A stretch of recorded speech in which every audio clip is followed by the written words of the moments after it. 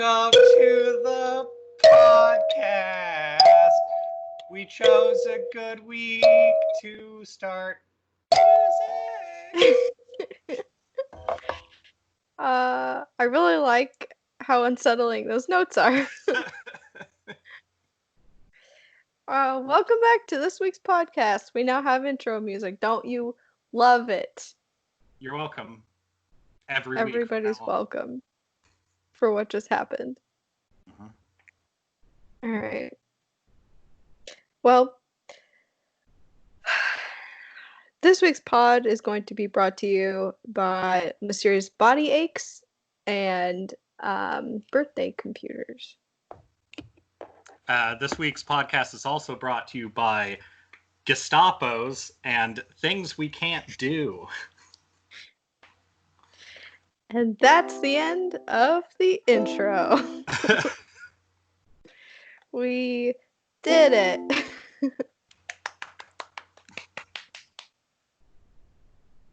Yay. All right. What's your name? Oh, sorry. My name's Madison. And my name's Jesse James.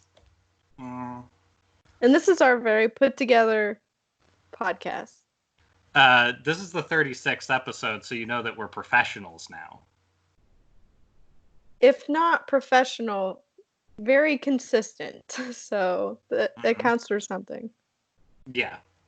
That's what they say, consistent professionals. Well, we're starting a little late today because we are both experiencing fatigue and a little later still because I am continually getting into small arguments with people, which should be unsurprising to everyone. I can't imagine what those might be about. Yep. Can't Me neither. fathom it. Well, should we just jump into those, or do you want to hear about my mysterious butt pains? First, do you have any snacks? I actually don't have food snacks. I do have a coffee, and I also have an Arizona tea, which is very good, but does need to be watered down oh so badly. Arizona tea is like 99% sugar, and it tastes like it. Yeah, it tastes like 8th grade. Yeah. I don't think I've had one of those since like 2015, but I remember getting them from the convenience store I lived above, and then drinking like a few sips, and then usually filling the can up with water or pouring it into something with water because I can't handle that much sugar and like how my life is going. Yeah, they're very potent. So I've got a tall glass of sake today. I'm intensely jealous. Yeah. And it's hot, so that's my coffee replacement in terms of hotness. That's good. I also have a tropical Red Bull. Ooh.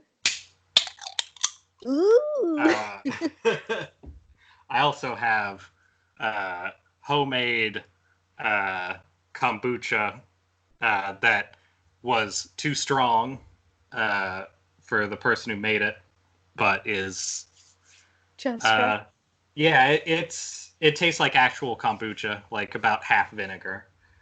I have water in my typical needs to probably be washed more cup.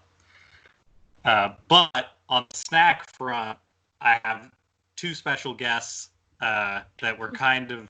One of the things I want to talk about today is what summers are like when we're not in constant distress, because I feel like there's a lot of purposeful reminiscing we could do.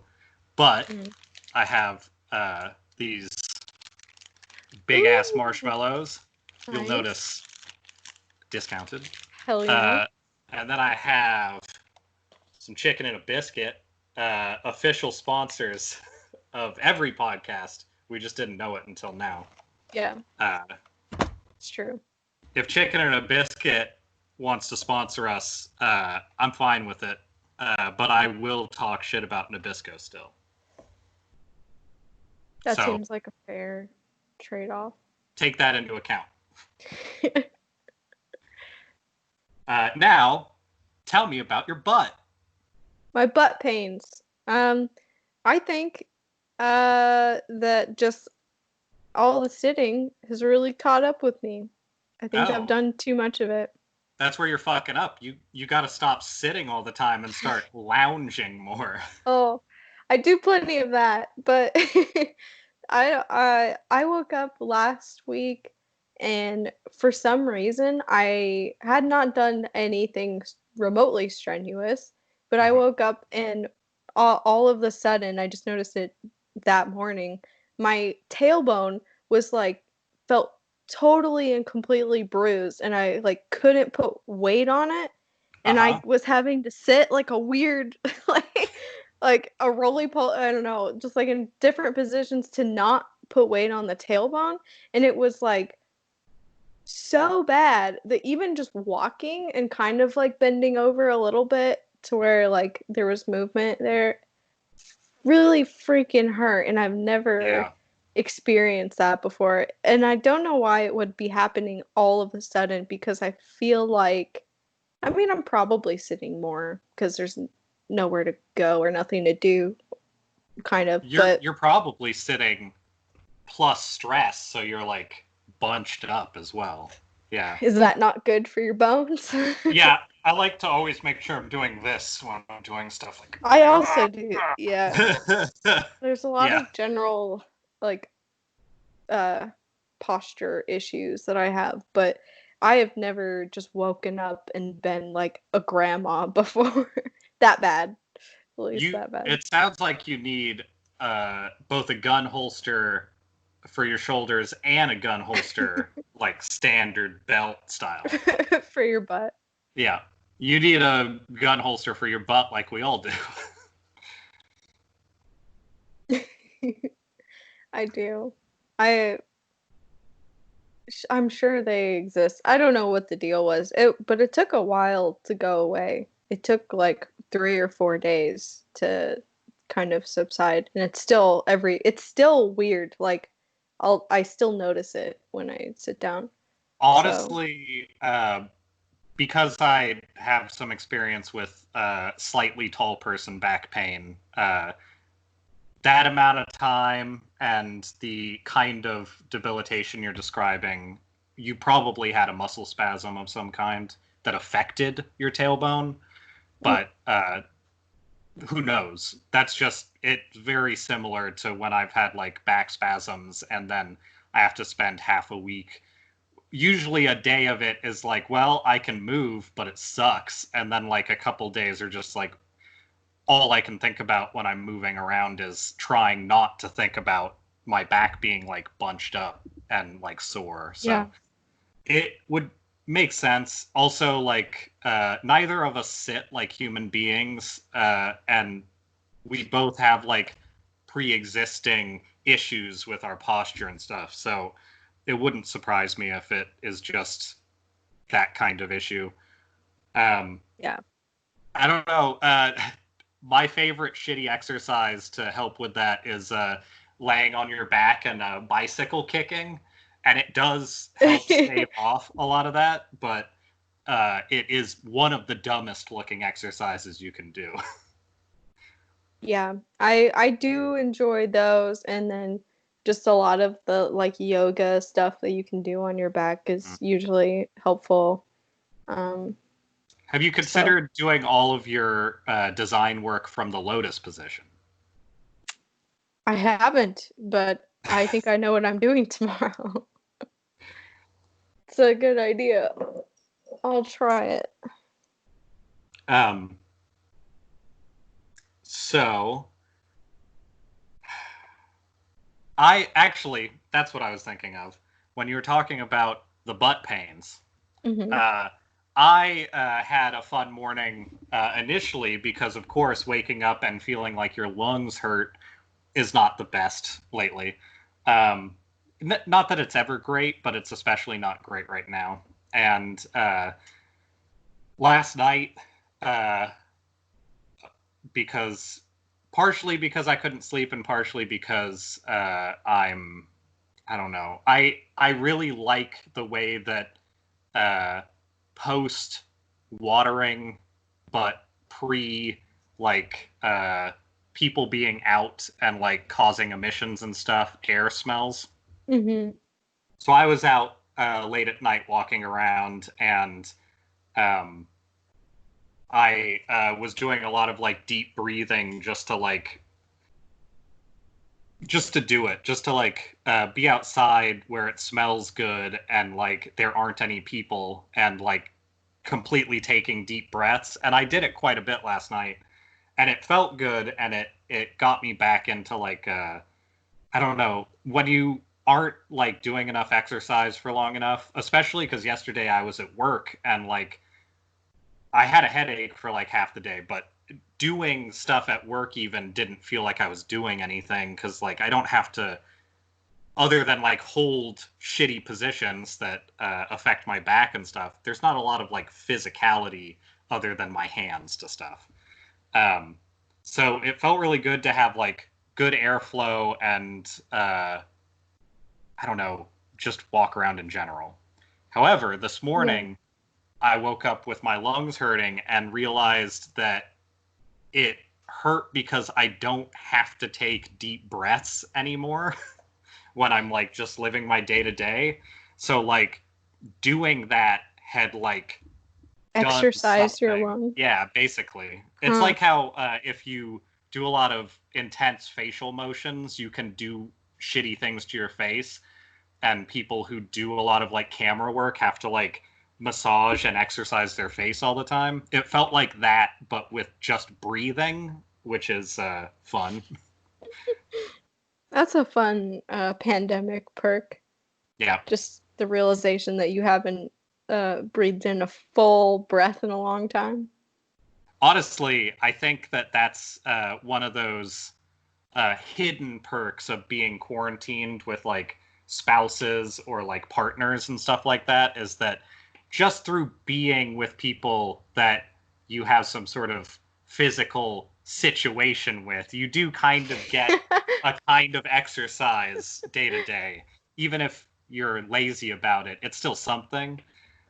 And the Yeah. exercise that I've been doing is mostly, I was worried about like, I'm not going to be walking as much. So I'm worried about like my stomach, like getting more out of shape. And I'm worried about like my legs getting out of shape because my upper body is still doing stuff. And so I've been doing a lot of like lunges and squats and things like that. But like you don't have to breathe really hard when you're doing that. So while my legs look real good, everything else is just kind of like uh, Yeah. it's That's interesting to see what your body does while you're locked in a cage. You know. yeah. Yeah, I definitely am feeling the people who are talking about gaining like the COVID-19 or Oh gaining yeah. the COVID. I mean, I don't know how much weight I've gained. I'm not keeping track, but I mean, at this I point, it's definitely feel it. And gotta be like 40, 50 pounds, right? Like just probably in general. I've got like 40 or 50 pounds just like on my brain right now. That sounds right. Yeah. Uh, I probably gained about 3 pounds of hair, so that's a mhm. thing.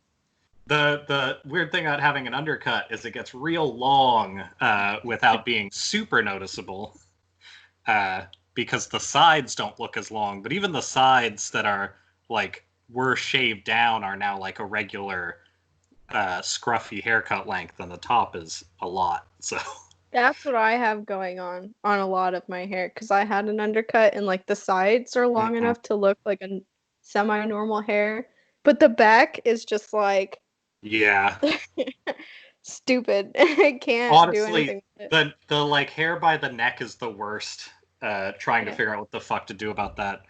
Uh, I think it will probably be next podcast. We will see the results of my own terrible hair mutilations because it's too Ooh. hot now. Like it's not something that I can do to just not do anything about it. So Yeah. the top will stay long though, because I can look like an asshole when I'm stuck at home for most of the time. It's not like the people at work are going to be like, "Your hair looks bad. You're out of here."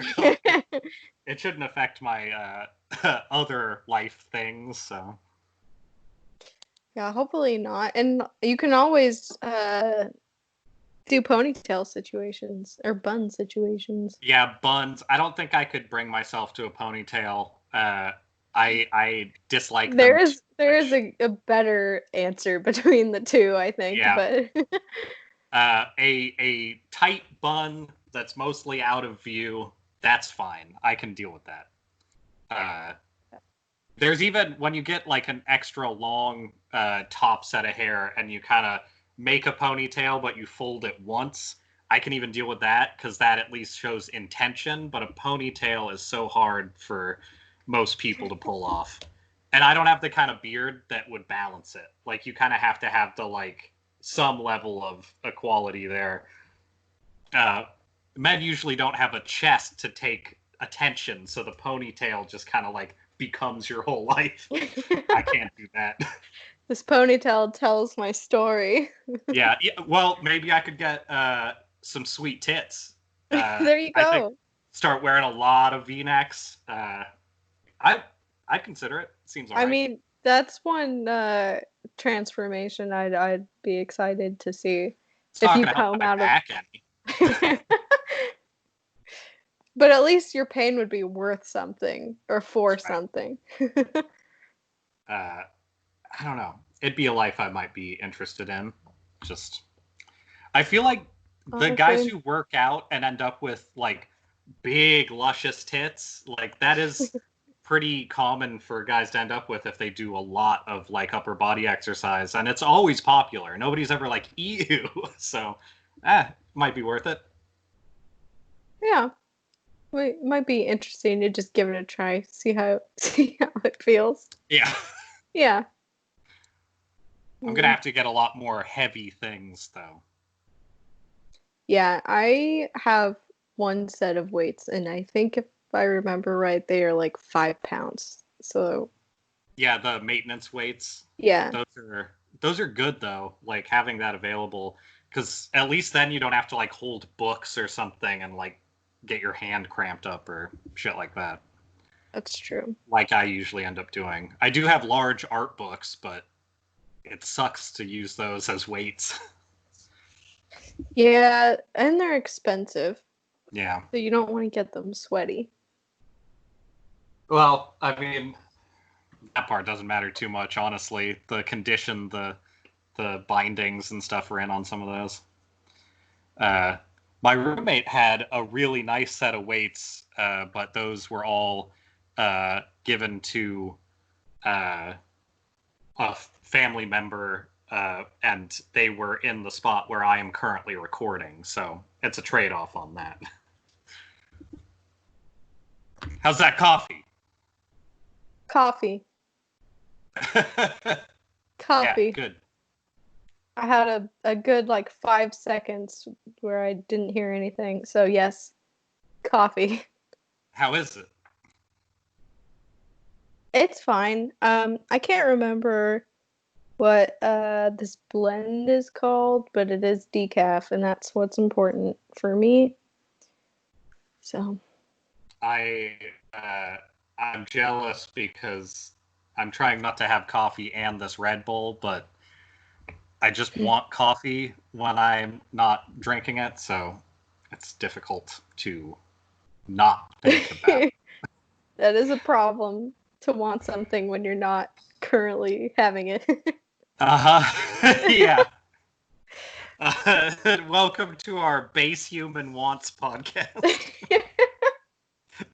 um, We're just gonna list things that we wish we had / we're putting in our mouths for the I'm, next 2 hours. I'm not gonna lie, I could totally do that for way more than 2 hours. Mm. um, so I don't. Did you end up watching Mucho Mucho Amor? I haven't. Where's that available? Netflix. It's just kind of like hidden in there, I believe. Oh, Uh, okay.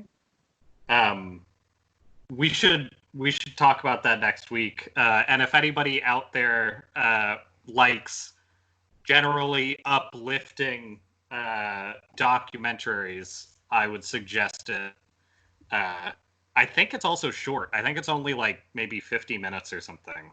It's like not a hour and a half or 2 hour documentary. Um, Mm. but yeah, Mucho Mucho Amor is very worthwhile. And if you have family members who watch Univision or some form of uh, like I don't know, just Latin family members in general, you probably know the person that they're talking about, at least by how they look. So I'm hoping that I don't know, it is a nice thing to have come out currently. I'm hoping people get a chance to see it. I will probably watch that this evening because I have been looking for something to watch. It's been a while. Like I don't know, nothing sounds good to watch. I can't Yeah. like get my mind. I can't really get into true crime as much right now because it's like I'm my brain is tired and it's just Mm-hmm. like more it's heavy and I keep getting the stupid Epstein documentaries suggested to me and Oh I'm like yeah. I can't I can't right now. Uh, Uh, yeah. Mucho Mucho Amor, I would suggest, and BNA. Uh, those two are both on Netflix, and both are good for like you need to watch something. It's both have at least themes that have to do with right now, but in a way that is like addressing them from a comfortable position, kind of. mm, So I would suggest those. BNA I've talked about before. It's an anime series that Netflix put out. Uh, and then Mucho Mucho More is about Mercado. So both good. Um, there's other stuff out there. I forget if I mentioned Japan is Sinking. Uh, I think it's Japan is Sinking 2020 on here. I think I mentioned that I wanted to see it originally, but it's so the original comic that I really like, that I think is it's a comic that was made after a book from like the 70s or something, maybe even a little earlier. But the mhm. the comic is from the 70s and it's made by the guy who made Gogol 13. So it has a very like uh, it I don't know. It's an interesting style that that guy kind of only has for a lot of stuff, and it's almost like a cross section of like manga style and Japanese painting, where everybody's like very angular, but they still have all of like the aspects of like modern like comics and stuff. Feels a little bit like a Cyborg 009, like the Tezuka work and stuff like that. But it's from like a similar era, but a little later and I think, a little more detailed and advanced looking. Anyway, they made a show of that for Netflix that just came out at the start of the month, and it's like they took the story and took out the part of it that was good and just made it a disaster anime, and Oh. I do not have any fucking time for a disaster anime without the part of it that's science and like political like workings. A huge part of that story is like, well, if there's a major catastrophe in Japan, what countries will do what, why, and how do we get them to do it? And like that kind of stuff is really interesting to think about. And it Mhm. seems like that part's entirely cut out of it. And instead, it's just like, oh, I was on track team and everybody was crushed under a building, but I got out. And it's like, that's not an interesting story, though. Like, I don't know. It's a bummer that it went that way, and I'm sure people will love it. But the original story is really good, so I suggest people still look up Japan Sinks. Honestly, you can read it for free online. It's like been a long time since anybody's really made much money off of it. I think that's why they're making a show about it. So Mm. I would seek it out because it's really good. And then ah, I think I ate air. Oh no. I don't know what the hell just happened. Anyway, Your lungs are too big now. uh, maybe you should talk about anything you care about. Mm. Let's see. While you recover, oh, this was actually going to be one of my topics, but or one of my intro things, but I don't really know enough about the situation to say anything other than like my general feelings on it. But uh, within my like Discord server of friends, they've been discussing all of the like stuff that's been happening in the Super Smash Bros. Community. I guess there's been a lot of like people coming forward and saying that they were kind of groomed by these older guys, or that they were basically having inappropriate relationships with like 14, 15-year-old girls. Um, Yowza! I mean, I haven't heard about that yet, but weirdly unsurprising, which sucks. yeah, that seems to be the general feeling. And I don't think it's just I don't think it's confined. Sorry, I'm getting pinged from like 8 different directions. No problem. Um, I also don't think it's just confined to that community. I think they've my friends who were more like into um, watching people stream and stuff say it's been happening to a lot of it's been happening a lot in like the other Twitch communities and gaming communities, whatever. But there was one specific streamer that they were talking about yesterday in our Discord called Hashinshin, Okay. and I'm not familiar with this person at all. They No, I don't know. basically had like similar kind of allegations of having inappropriate relationships and grooming women or young women over time. And like, I mean, we all know my feelings about that, but what was encouraging was to see this Discord group of friends is mostly guys that I went to high school with.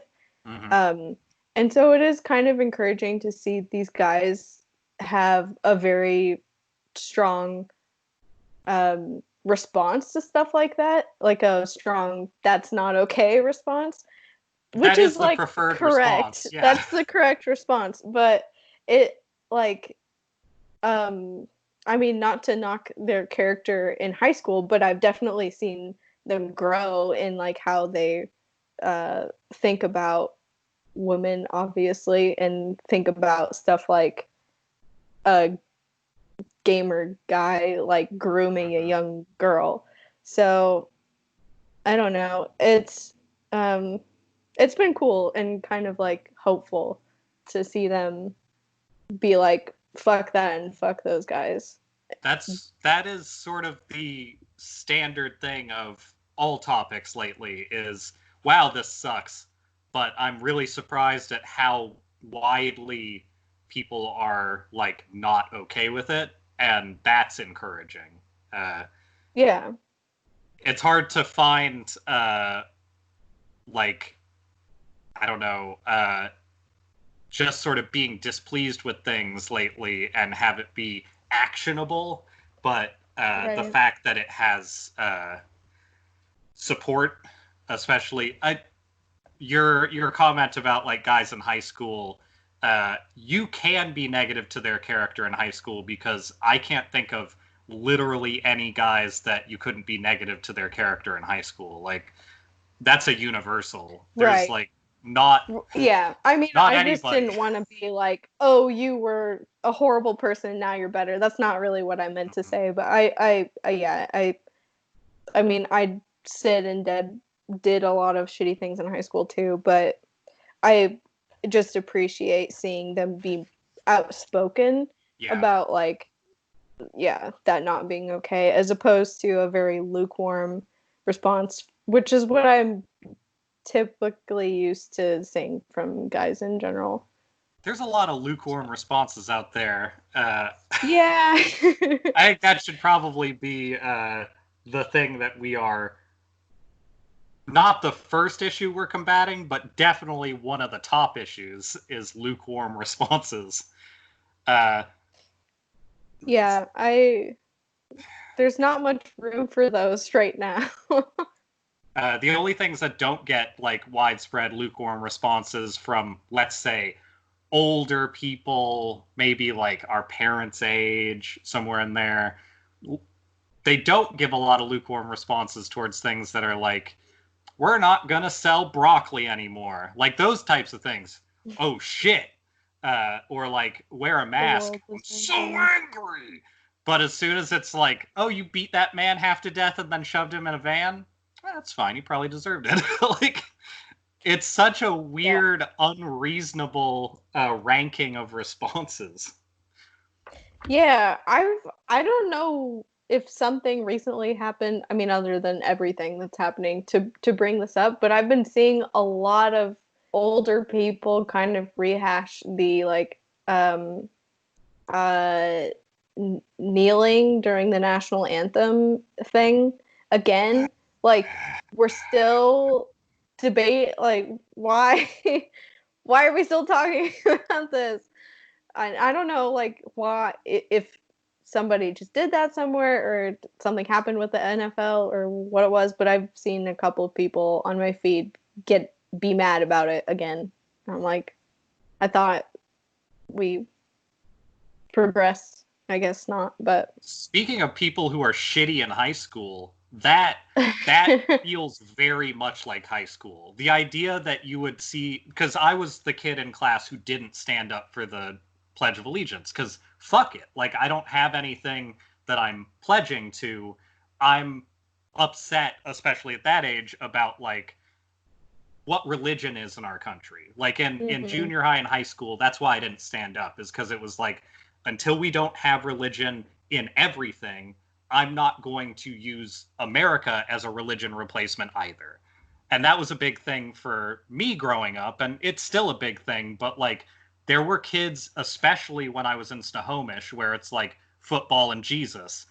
Uh, there were a fair amount of kids who would give me shit for not standing up. And it's like, how does it matter? Like Yeah. I'm getting a reaction from people, so hopefully you would think about it, but also like I'm literally doing nothing. Like I'm the only thing I'm doing is slightly less than the people next to me, and that's getting me like shit. It's so frustrating to see people react that way when they're adults. Like Yeah. I not don't just adults, but like pretty advanced in age, like old really old having trouble hanging on to life adults, you know? Yeah, I don't Oh! understand why it's so hard for these people to like fathom that forcing patriotism upon people is not a good thing, and Yeah. that's just nationalism, and it's weird. Like what, I don't understand why. I don't know. That bugs I me. used to be really confused by the like third of the country being pro Trump, but the more that we've gotten into exactly what everything is and the louder people have gotten, it makes total sense. Like the third of the country being into Hmm. Trump is the third of the country that cares about themselves first. And that's fine, but giving them more voice than the 60% that aren't into it, that's not really acceptable. Like you have to still listen to the populace in order to like make the country work correctly. You can't just give a chunk of people a louder voice, which is the problem with things like Portland and stuff like that right now, is that whole, like, we're just not going to talk about this shit. Like, I just posted it, but there's a Bellingcat article that just went up this morning, I think, from Robert Evans, that details the start until now of the events during the Portland protests. So, like, Okay. I think he's been there like pretty much 5 days a week or more. So it's pretty complete, and it is video evidenced all the way through. Like, it is a good article, and it really shows like how little people are choosing to look at the information when they get upset about this stuff. When it's, I don't know, the conversation I was having earlier too is affecting my demeanor on this, because like, when people refuse to accept that owning property is an advantage, it's not a burden. You don't own something and then go, oh, it's hard to own it. You get money from it, or you get security from it. You get things from it. And a lot of the older people who are getting upset about the protesting having groups of people or even unrelated things happening that are causing damage to people's property, like, that is a problem, but it's a problem that has to have a solution for everybody. It's not a problem that the solution is, let's just start terrorizing these people. Like, that's not a solution. That is exactly oppression. Like, you can't do that. So I don't know. People who refuse to see the privilege of their own money is even more mystifying to me than people who refuse to see their own race, because race is something that you kind of forget about when you're not actively considering it. Like, I don't look in the mirror and go, look at that white Yeah. man. I look in the mirror and I go, it looks normal to me. And like having the realization that like that image is different to everybody who sees it is important. And money, you should be able to tell. Like, if you have ever been poor, and I mean poor like trying to make sure you don't buy extra food, because if you overdraft, you'll owe more money. That's poor. And that's how I lived for a long time. And when I see people still live after this dental work, but after I see people like talking about like somebody's car's windows got broken out, or like somebody's business got busted up and they ended up closing it, and it's like, I don't give a shit. Like, I understand it sucks for them and we need to take care of them as well, but like, how is that worse and the thing to focus on when there are people who can't afford anything? Like, people who can't afford, I've seen a lot of people talking about getting hit by the cops, not even the people who are abducted, but also them, talking Yeah. about the medical injuries that they need taken care of, and they're just not going to, because they're embarrassed to ask for money and they're unable to pay for treatment. So when the police fuck people up out there, oftentimes those people can't do anything about it. Like, you can't look at people's windows getting broken and go, that ruined them, and then look at people getting their legs broken and go, that's fine. Like the fucking guy who got shot in the head with a munition in Portland and had his skull shattered. He's okay, more or less, but also, like, how is that not worse than How property is damage? that comparable? Yeah. Yeah, The less lethal uh is that what they're calling it? The less yeah. lethal ammo. I'm glad that they're starting to change it to, what was it what would they call it before? Like Uh, rubber rounds, rubber bullets, stuff like that, which is incredibly misleading. Like it might be that gives the impression that it's like a BB gun sort of thing, or that yeah. it's just like an airsoft, I don't, whatever. But no, Like they're huge. the pepper guns are literally just paintballs with hot pepper like chemicals in them to hurt more. Yeah. And like fuck you up. If you've ever been paintballing, imagine having nothing to protect you and getting shot in the neck and eyes with it, because that's what they're doing. And they're doing it to reporters, which was like the first week of protests, and people still don't give a shit about that. The less lethal munitions, like the rubber bullets, first off, they're not standardized. They're not a thing that people get that are like, well, this rubber bullet is something that's just going to like be this thing and that's it. Some of the rubber bullets are literally like like a fabric, but like like a woven fabric, a sack full of little like pellets. So it's essentially a lower velocity shotgun shooting pellets that are in a sack, so it doesn't spread out and it doesn't pierce the skin. Like, I don't understand why that's okay. That's still getting hit with pellets at a high velocity to your body by people. Just because it doesn't go through you and do as much organ damage, that doesn't really mean it's safe. And then some of them are just rubber bullets that are like this big. Like, those are ridiculous too. Like, that stuff isn't like the foam bullets and stuff they talk about. It's like they wouldn't use them if they didn't fuck you up. Like, it's meant to disperse people. It's just really frustrating.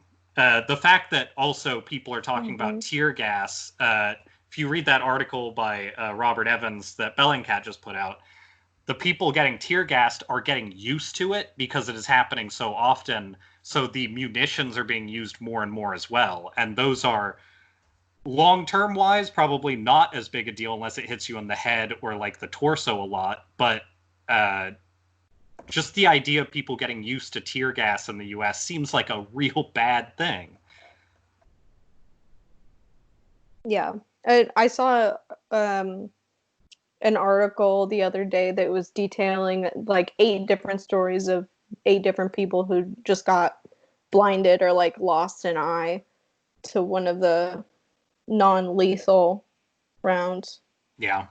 That's just insane. Well, you talk about property damage, like you can't see out of one eye for the rest of your life. That seems like worse. That's a pretty yeah. I don't get it. And now seeing, I don't know. It boggles my mind that people are too dumb and too like in their own like group. I'm on my own side and this isn't happening to my side, so it's like not a problem. But exactly like you said, like the first week of protests, there was that video of a reporter getting his like camera bashed in, and like for no reason, this cop person came up to him and just like shoved him over. There's no reason for that to happen, and there were like journalists getting arrested for no reason. And now there's literally like a secret police running around in Portland, and the fact that there aren't more people so terrified and upset about that is mind-boggling. Well, and that's the problem, is that when you use terror tactics, like, well, we can call them secret police. I feel like a lot of people only associate that with like Nazis or like, I don't know, like Russian, like extra bad time Russian. The problem with secret police is that even that term is sort of a euphemism for what it is. It is agents that are secret because they are never like given up as who they are. Like the people in actual military wearing masks, they're secret police, but they are military trained. So they're people who are there, and if they don't have their names, they don't have badges, they don't have ways to contact people about who they are, it is essentially the same thing we do with mercenaries. It is taking somebody and saying, there is no blame here. You can do whatever you want to a degree, just don't make us look bad. But making people look bad kind of depends on what the president thinks looks bad, and also what people will even listen to. So the fact that people aren't listening to people when it comes to the Portland issue, like, that's, I think, trumping everything else at the moment. We have to pay attention to that, because paying attention to the actions of those people when there is no one you can blame is the only thing that you can do to represent how, like, not okay you are with it, and make sure that it doesn't continue. And the one upside, they mention it in that article, and I don't know, it's an upside, but it could have downsides too, is that because of all of the coverage on, I guess, independent media, like places that are trying to cover things like Bell and Cat and places like that,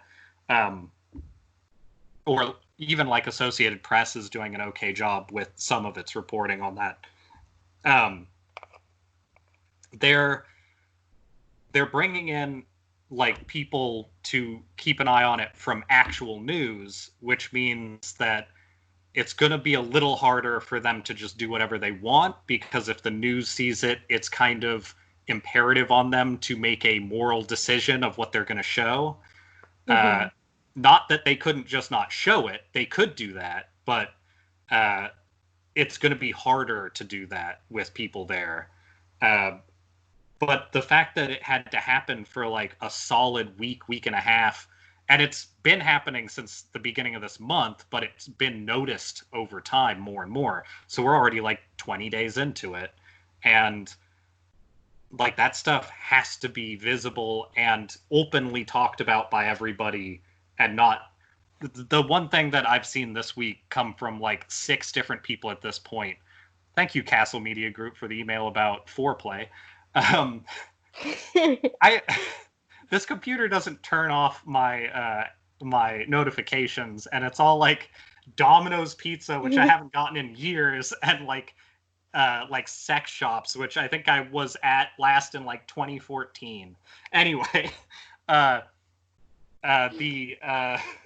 the strong derailment of the we're here for you now more than ever in these uncertain times. Now more than ever, you can buy sex toys.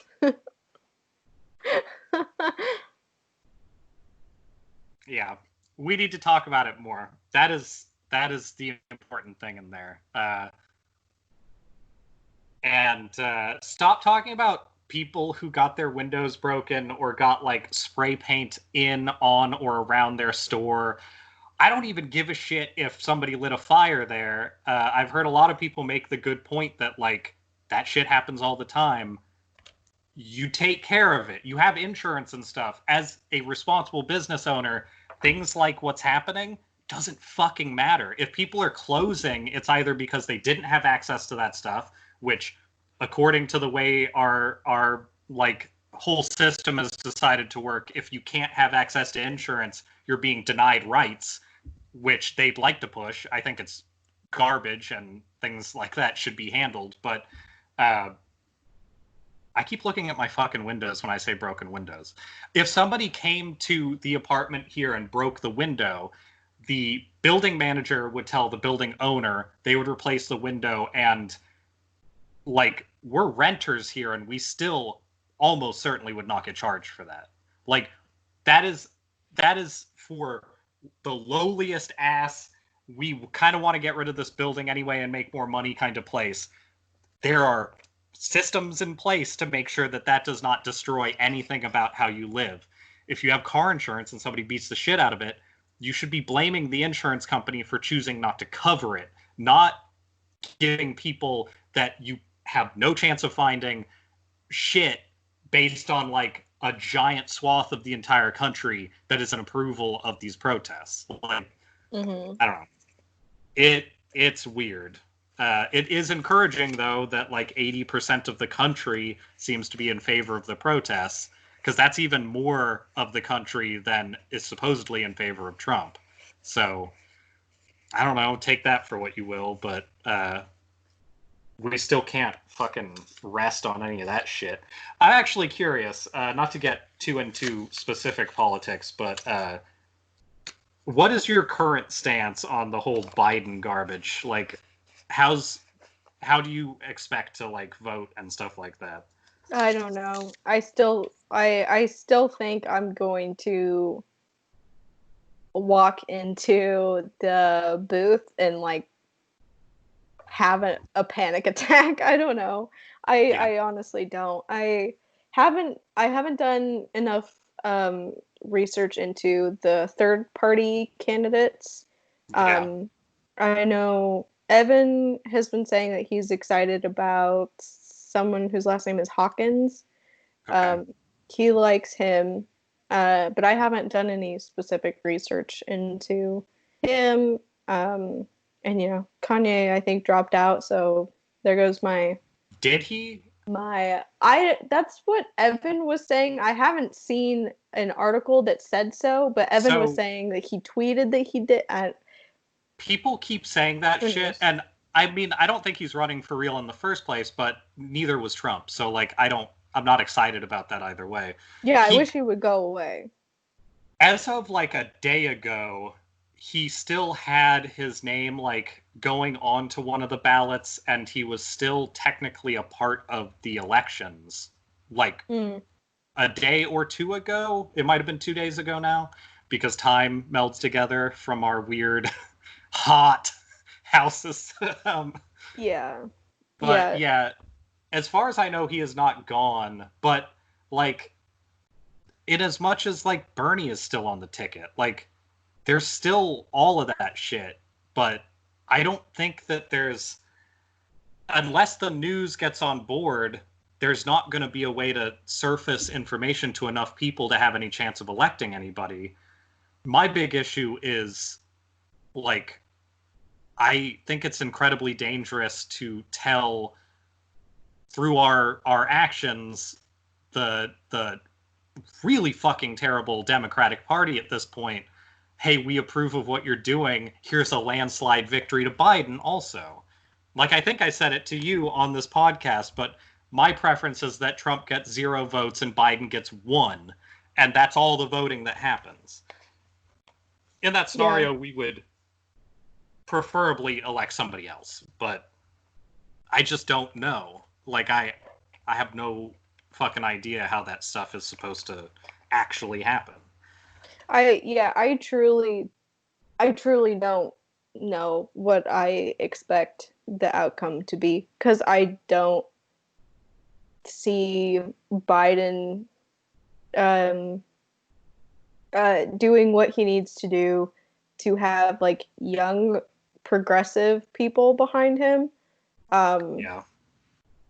I'm obviously not a fan of him anyway, but and I don't know, like Trump's also done a really bad job with COVID, but like the Trump people really generally don't care about that. His whole claim for reelection was that he did like awesome things for the economy, which you know depends on who you are, I Yeah. guess. But that's not going so great either. So I truly don't know what I think.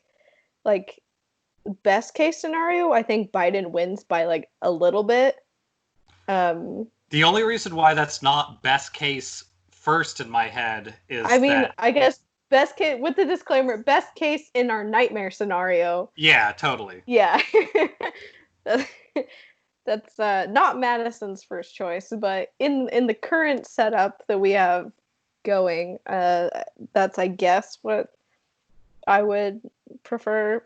I like you said, I don't want it to be Biden winning by a landslide and then just thinking that they're like set Yeah. and good to go for 4 years. Like, That's also like, as soon as that happens, it is only 4 years. Like, there is no re-election to somebody who goes like, nailed it. Like, that's just not going to happen with yeah, the way things are right now. right. Also, Biden being satisfied with himself is maybe the worst possible outcome in terms of like how we get governed, because then it just makes the way people are attaching a progressive label to Biden, which is insane. Yeah. Nuts. It's super dangerous to then have people go like, and see, he didn't do anything. Because, like, I don't know. I honestly, there's a part of me that's like, this COVID thing really hasn't killed off enough old people. Like, and I don't mean that like earnestly, but like, there's just if there was like some way to actually get through to older people, and honestly, I was sort of like, and it probably has in a lot of like cases gotten through to older people that like shit has to be done about this. Like, just because I can't see it doesn't mean it isn't happening. Like, logically, it has to be. You don't go about your day normally-ish, and then at the start of the year, all of a sudden have to fear for your life every fucking minute and go like, things are fine. Like, that's usually not how people work, but Right. people are so stubborn about, like, not looking stupid, basically. Hard shift. Oh, also Gestapo is trending as a word on Twitter this morning. Hard shift. Ah. The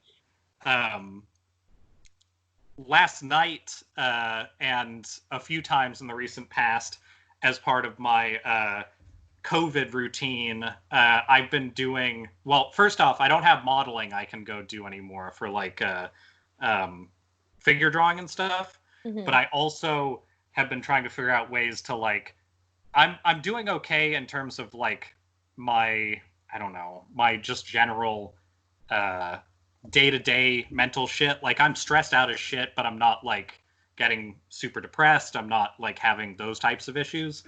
But I am like feeling the effects of like, nobody's telling me good things about me very often, and like I have a hard time just not having any reinforcement. Like, that's probably one of my biggest like personal character flaws that doesn't really affect other people, is that like I need some form of like congratulation of some kind. And I'm not doing art shows, I'm not performing in any way, I'm just like trying to do things that are decent, and expecting something from that during this stuff is only going to make me feel worse, because like doing anything for the current causes and expecting somebody to say nice, you're a good one, is like the most like guilt-ridden garbage ever.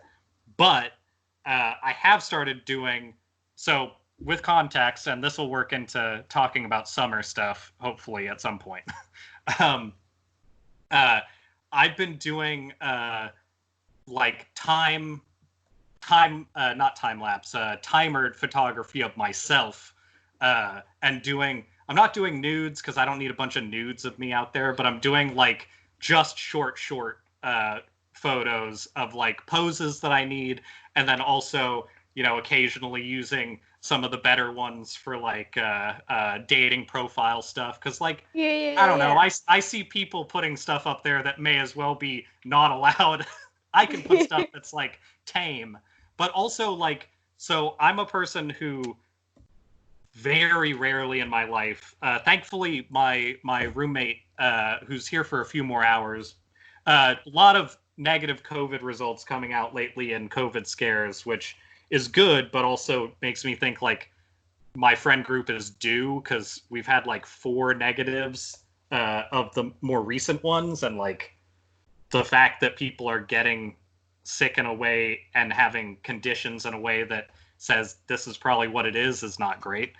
Especially both of our states are surging a little bit, so cool. Anyway, taking these photos of me shirtless, sometimes wearing very weird clothing, so that I can use it for stuff, is helping. And I suggest that people with body issues maybe think about doing some stuff like that. Just try it until you find something that you do like, because I guarantee that is essentially the same thing that people that you think of as pretty are also doing. Like, there's tons of photos out there that nobody's ever going to see that are like of people who are like the hot people. anyway, that's been really good for me. In addition, because like I can't swim without a shirt most of the time, and I can't. What I was saying is my roommate and I have a similar physique, so like when we went to Hawaii, it was easier for me to be like, I mean, I don't have to wear a shirt because they're just gonna see two people who don't look that different, as opposed to like one monster and a bunch of like normal people, which is how I envision it whenever I'm, let's say, at a indoor pool, three other people, even if I know them. Like I just can't do it. And this has been a nice private, mostly private therapy that I've been doing. Also helped by knowing people who have been doing like, you know, OnlyFans style stuff, things like that, to like not lose their living situations. You know, people who don't own property, who have to like literally sell themselves to be able to stay in their own homes. People who actually have consequences. I don't know. Mm-hmm. But that's been teaching me a lot about like personal comfort, which I appreciate. I don't know. I don't think I'm ever going to be personally comfortable in the way that I would love to be, and the way that would actually make me better at like finding success in something. But like getting closer is really uplifting. When I can look at photos and be like, nice. I've had that experience now like a couple times where it's like, I don't even look that fat. It's like I'm into it. Like that's really something I wish that I could have pulled off earlier. Because even when I'm skinny, my stomach does not look like a skinny person. Even when I've had like a lot of muscle and very little fat, it still looks weird. I look like a weird Polish Irish blob no matter what. So all I could do is like get used to it. And I think that's, take me as an example. Even this can become beautiful to someone. That is, I've done a lot of that too, just for like makeup purposes, and Mhm. just also for like figure drawing, like references. But it's kind of nice just to every once in a while, um, I don't know, just take some pictures. And uh, I always like the idea of your body's only gonna get worse gradually, Yeah, so you gotta like have something to remember yourself by the when you're old. nice thing about our older generation currently being so vain and so full of their own shit is that slightly older people are forcibly getting seen as like more attractive lately. So like at least we can reap some of those benefits of like maybe we'll normalize a little bit of our beauty standards in the next decade or so. But still, like, Mhm. it's true.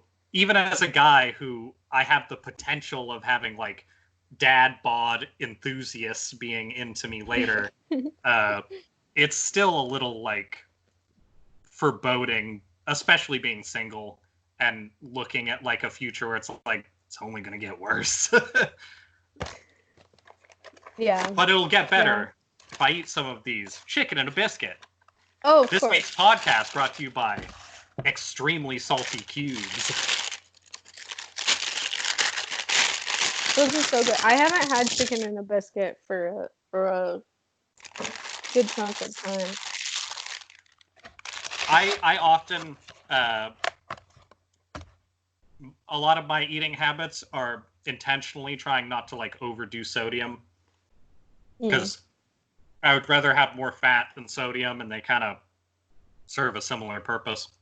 Um, in some ways, like in terms of craving, not in terms of like your body. But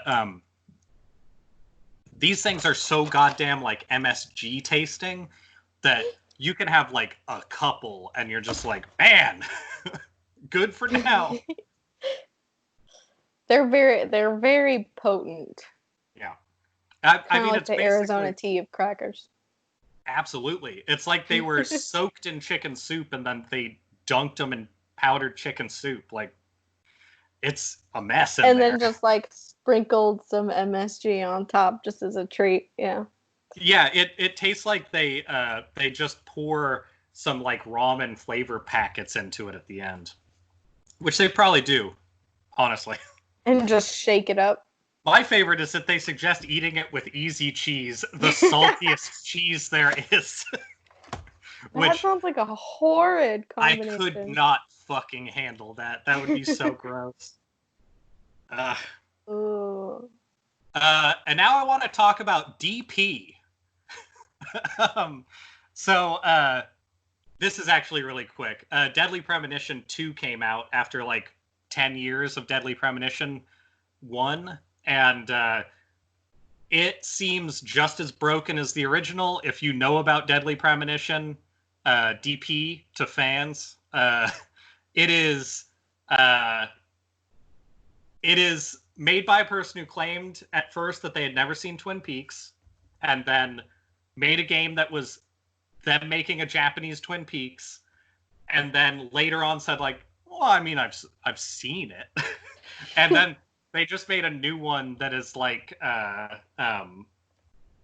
in New Orleans and like does some weird shit with the characters and I don't know. Anyway, those games are fantastic if you like me, dumb, weird, not necessarily good, but labors of love in video gaming. That's what I would call it. And it is definitely that. And it still manages to have like a lot of production put into it. But it has like, it's only on the Switch, so I'm not going to be able to play it for a long time because I don't own one of those. And it's hopefully going to come out on other stuff like in a few months or something. But man, just as a PSA, if you didn't know that Deadly Premonition 2 came out, which is totally understandable with everything else, now you do. And I mean, if you know, if you're a real one, you should probably pick it up. The real ones know. Yeah. That's my PSA. Okay, I've never played it. So. They have vending machines that sell anything from cans of pickles to also the cans of pickles are called the pickles to just like a little bag full of Ritz crackers. How much do you think those things would cost? Because this takes place in the Pacific Northwest, like Twin Peaks would. Maybe like $3. $22. Sometimes What? you'll find like a sandwich for 50, and it becomes really clear as you play through it that they like didn't know if they should make it cost like yen or US dollars and just sort of decided on in the middle. It's crazy how like out of whack all of the like prices for stuff are. You also, if you don't, so this game was obviously fashioned after some other ideas from things like Rockstar games and things like that, where like your consequences of doing things extend beyond just like your missions. So there's things like you have 3 outfits when you start. There is a day-night cycle, even though like you don't have a lot of control over it in a lot of cases. And some things you can't do if you're gross. They also have a system where your beard grows and you have to like decide to shave it. This is like before Witcher and stuff did that, which is weird and kind of like it's GTA 3 San Andreas did that, but like it kind of took it to a different place of like people are just going to act weird around you, and the game is so oddly constructed that you won't maybe ever know why they're not doing the things you expect, but it's because you have like flies buzzing around you because you haven't decided to like change clothes in too long. And it's strange. It also centers around a character who constantly puts his hand up to his ear and talks to somebody who isn't there. And part of the mystery of it is who's he talking to.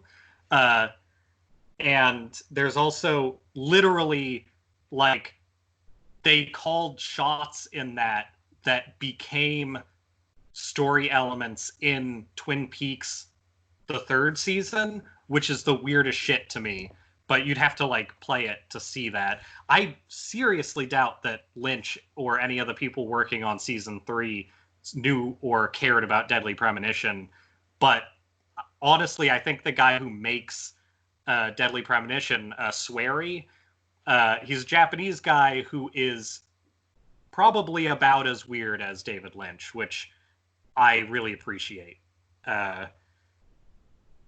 There are some questionable themes in those games, but like there are worse themes in a lot of very popular games. So I say if you want to see what is in there, you should. And if you only want games that play good, I don't know what to tell you. It doesn't play good. I don't think I want that. I think I want games with dumb stuff like choosing when to shave your beard. Mm-hmm. That's what If I can find a version of that works, that is totally on our list for future game things. That game's so goddamn weird that like the bad guys in it try to put their hands in your mouth. Like that's what you're trying to avoid. Is Ooh. that? Yeah, it does not make any sense, and it's also both more and less threatening than you would think because of the way the game is. They also, one of the themes in that game later on, which isn't spoiling anything because you won't know what the fuck I'm talking about unless you've seen it, they tear gas a place, like just a small town at one point. That game has nothing to do with the military. That game has nothing to do with like government conspiracy. That game just has weird like anti-authoritarian leanings to it for seemingly no purpose. Like I really appreciate it as like closer to what art is classified than a lot of video games would be as like a finished product. Like I don't especially consider things like Call of Duty art, but I would consider the elements that go into it art. I think Deadly Premonition as a finished piece is way, way closer to being just, you could put this scenes from it in a museum and people would go like, oh, I feel something from this. And that's cool. That's rare to find in a video game, I feel. Speaking on that, actually, I ended up with, I got a pre-order, which I don't usually do, for Ghost of Tsushima on PlayStation, which is essentially just a sort of Eurocentric, like, writing style, but it's a game that is taking a lot of the, like, go and slowly, like, discover and accomplish things on a map in a very, very pretty space, and we're just gonna simulate every Akira Kurosawa movie and like every like Japanese cinema storyline we can, and just make this like not really. It is fetishistic, I would say, in a way, but not really like exploitative. It's also it's from like in-house Sony, like, so being a Japanese company, I don't really care too much about whether or not it's like not kind enough about samurais. Like, I don't care.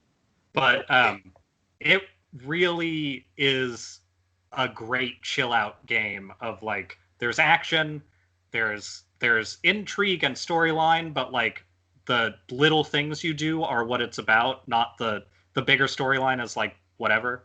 And I don't know. If you have a PlayStation and you have the money, or like me, pre-order it and forgot when you had your birthday, I would suggest it. It's pretty cool. It's extremely pretty, though. I'll have to like send you a picture of it or something. Yeah, I'd like to see it. That a bunch of the people in my Discord have been talking about that game. So yeah. Anything interesting that they've said about it? Just that they've pre-ordered it and that they're excited to play it. They sound very excited, so I assumed that it was good or pretty. So it's like I don't have a PS4. Is that the one that's out now? Yeah. Yeah, okay. I have a PS3.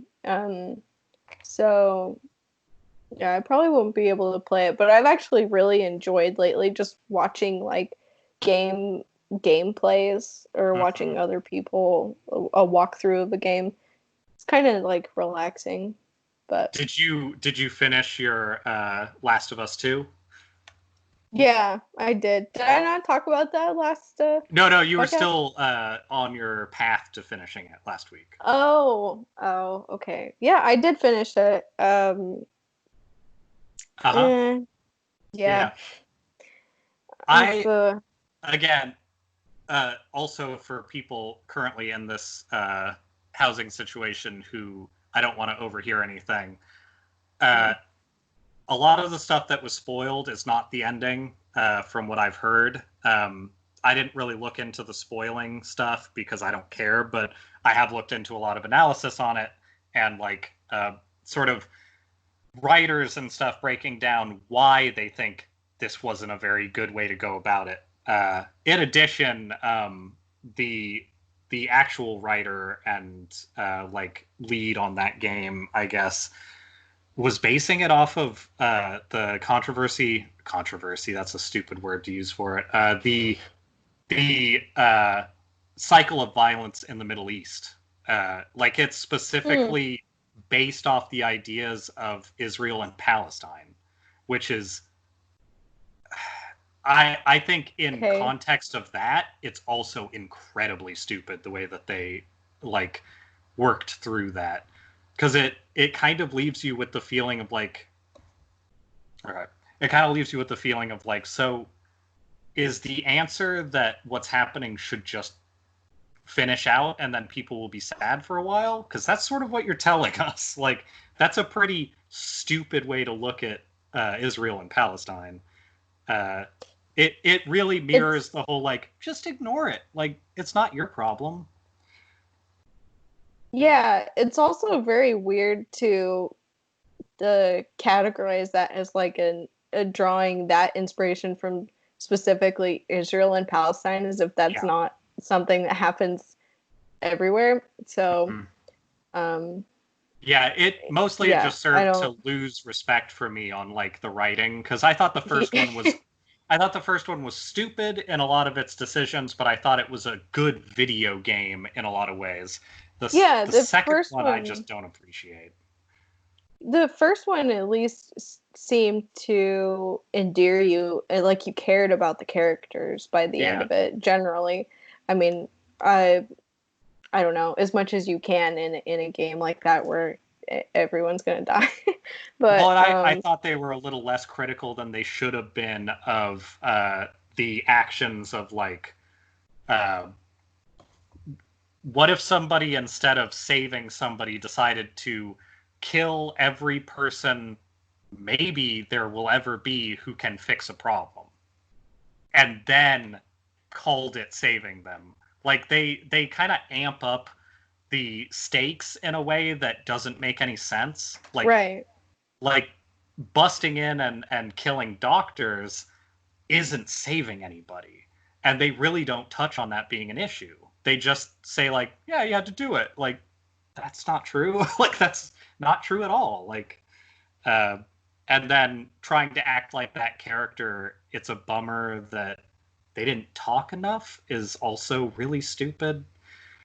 It hmm, feels like somebody really working through their own issues and trying to be high-minded about it in a way that doesn't actually come across very well. And then while I think the second one has a lot of work put in it that is absolutely art, I don't think that the encapsulation of the second game is very artistic. I think it's just kind of a lot of money, unfortunately.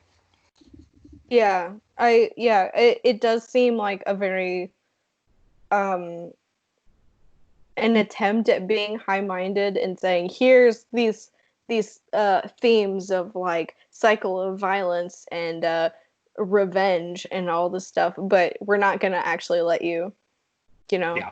work it out. We have this predetermined for you, which seems kind of like a throwaway, or I don't know. They would probably say that that's the point, but I'm frustrated by that. Yeah. Well, and taking from somebody who I really like on a lot of their analysis of like uh storyline stuff, the use of just talk, like that is a real human thing that people try to do, and Xing that out from a storyline is stupid. Like so much of that second game could be solved if they talk to each other at all instead of just trying to kill each other. Right. Yeah. And so much of the second one is just purely like flashback and not even dealing with what is really happening. But I don't know. I have thoughts, but I don't want to spoil it for Nick. So I'll leave it until he's finished it. I would be curious to see what he thinks about it. I imagine in some form that topic will come up in a way we can talk about it more. Once I am able to talk to Nick, we can probably talk about more specifics. But gotcha. Overall, are you glad that you watched through it and stuff and know about it now? Because I do think that that's worth saying. Like, it isn't a bad thing that it exists. I just don't appreciate it the same way. Yeah, I am really glad that I did, just because I haven't really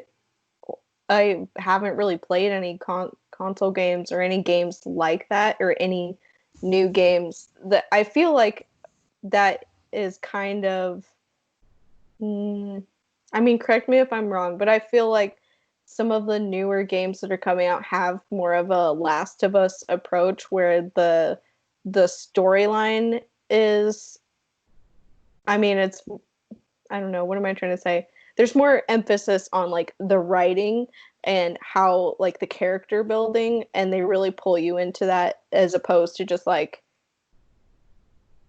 do the fighting.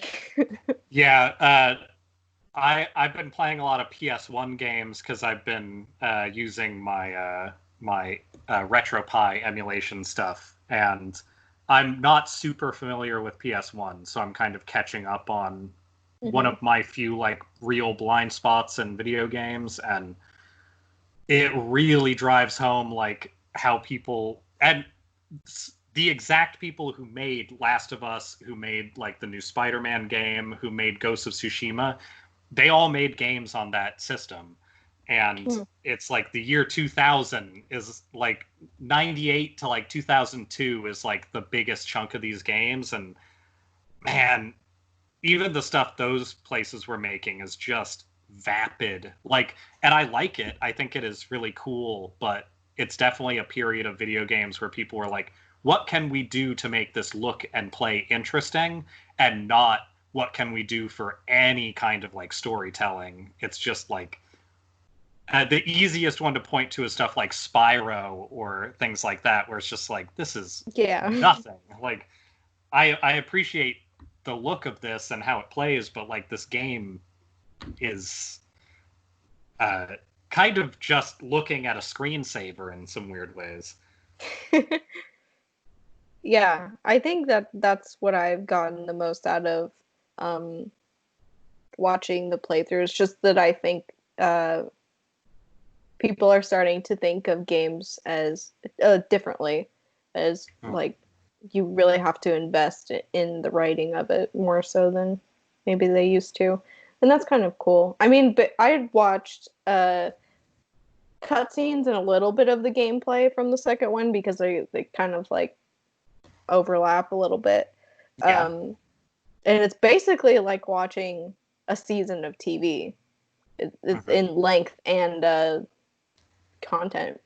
So, yeah, I enjoyed it. I'll probably keep doing it until I get a PS4. Yeah.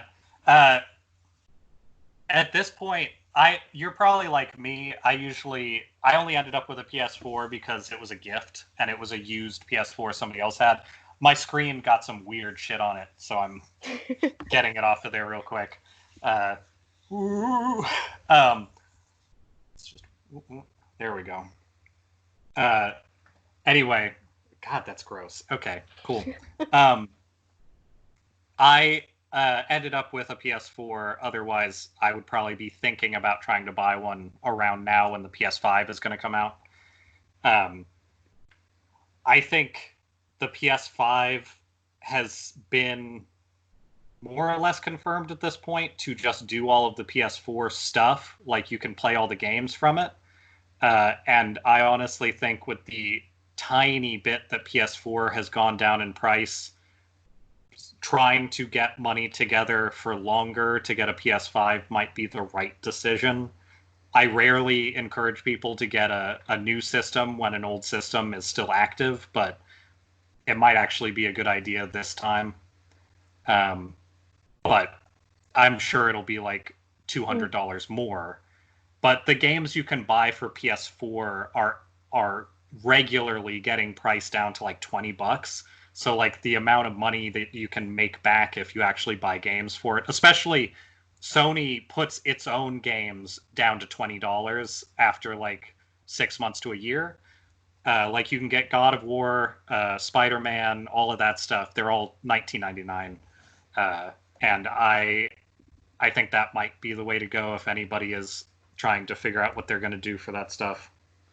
But we haven't seen final anything on that system, so I wouldn't like pre-order shit. But that might be worth thinking about. Yeah, I might do that in the future. However, I probably won't be doing it soon because I just um used up a lot of my money for a birthday computer. Birthday computer. Birthday computer. You did what I did to get a laptop. It sounds like. Yeah. Yeah, I kind of bargained my way with Evan. He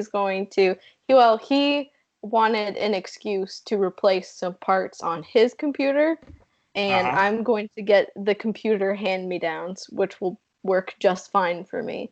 So Totally. I'm going to get those, and then he and I bought the rest of the parts, and actually, I think some of them were just delivered not too long ago. And this weekend we're going to build it. I'm very excited.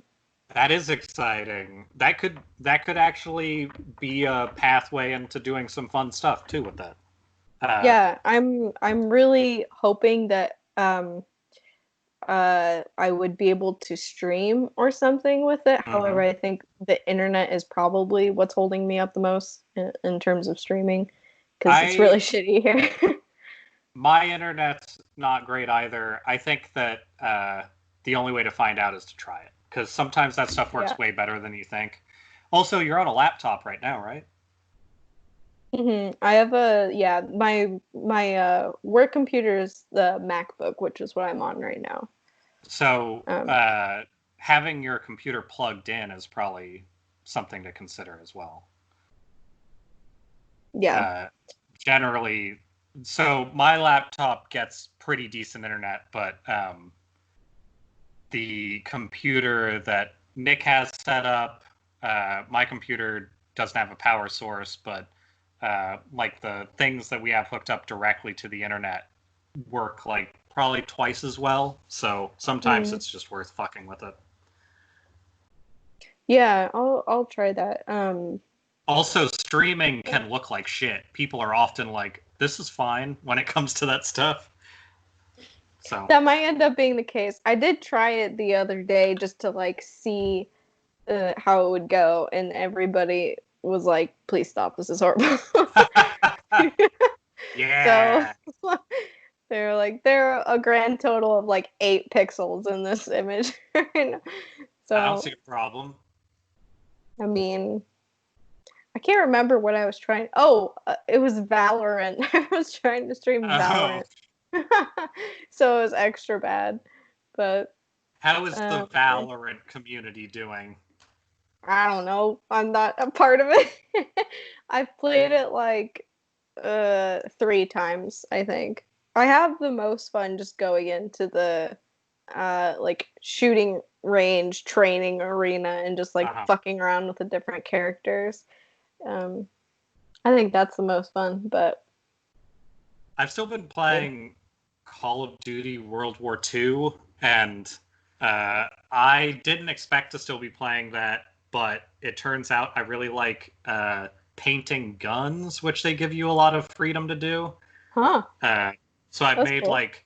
Antifa guns, Black Lives Matter guns, communist guns. Like, and as soon as you make them and name them, they go on like a sort of a marketplace where people can also get them and like use them and stuff like that. So Oh, really? Do you have uh, people using your stuff? some, yeah, I made a one that's pretty good. That is somewhere in the middle of the progression, you open up like a weird old automatic pistol that's like really boxy looking, and I made it into like a weird like it's not it's not super American looking, but it's definitely like it has a uh, on one side it has a golden eagle or like a hawk or whatever, kind of in this pose, but in its talons I put a baseball bat with spikes in it. And That's then on nice. the other side it says Antifa in like rainbow letters with like black hearts and stuff around it, and it looks like it's wrapped in like shoelaces or something. I don't know, it's been an interesting like I keep making weird shit and thinking like somebody's gonna like report this, but then I see like people with really horrible stuff on their gun paintings, and it's like that apparently is fine, so fuck them. Uh, Yeah. but I don't know. I also like the idea of busting into a space that's like super like jingoistic and pro fighting and all that kind of shit, and like putting this stuff out that's like specifically anti-fascist because it seems like a good place for it, if any. I don't think there's any better place to put your like Antifa art and design than on a gun in Call of Duty. Yeah. There's also a growing clan in Call of Duty that's BLM clan. That's just like Oh, Black really? Lives Matter. Like people have like a tag of BLM and then their name, and that you get rolled into groups as you play longer. And so somebody named their clan BLM, and that's sort of spread to a bunch of people. And then I made like a really fancy like shoulder patch that has it on it, and I've been trying to figure out like how to use their painting system to make some cool shit. Uh, the best way for arts to speak to people is just to make it look good enough for them to want to see. So I'm trying to get better at it, but that really has nothing to do with activism. That just has to do with like a way for me to get out the less useful parts of my like sort of antagonistic parts of me. And it's been nice, especially when I have a positive KD. Then it's like, haha. Yeah. Haha. That is probably at times a more fun outlet at least than like arguing with people on Facebook. It can be. Uh, Arguing with people on Facebook is a certain kind of fun if you like, I don't know, occasionally getting good responses. I still do sometimes. Like people that I talk to will sort of like at least acknowledge that they agree with what I'm saying and that that's maybe something to think about. And uh, Yeah. there's actually so uh, there's been a lot of talk lately and for a while now, but especially lately in like more public spots about how the way that QAnon works and the way that a lot of American conspiracies work is essentially the same way that religious cults work, like offshoot cults that are specifically trying to use established Christianity as a basis for like weird cult worship as opposed to like actually giving a shit about the religion that it started in. Mm-hmm.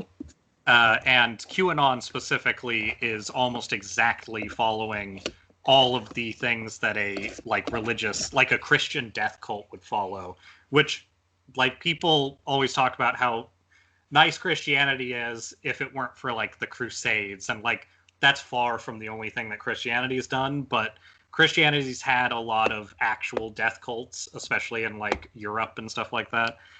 um, I think QAnon might be the US's Christian death cult. Like that seems to be kind of the path they're taking, especially with this more recent stuff of specifically trying to say that masks are not good for you and that COVID is a hoax, and claiming that there is a biblical basis to why Trump is the right answer for like people and why it's okay if we hurt people because it's for Jesus. Like that shit is specifically Christian death cult shit, and people who study it are saying like, yeah, that is what this is. Like it's very unpopular to say it because it's very popular, but like you kind of have to start saying it if we're going to get anywhere with it. So uh, Mm-hmm. there was a larger point to that, but it's probably not as important as just stating that QAnon has to be somehow defanged.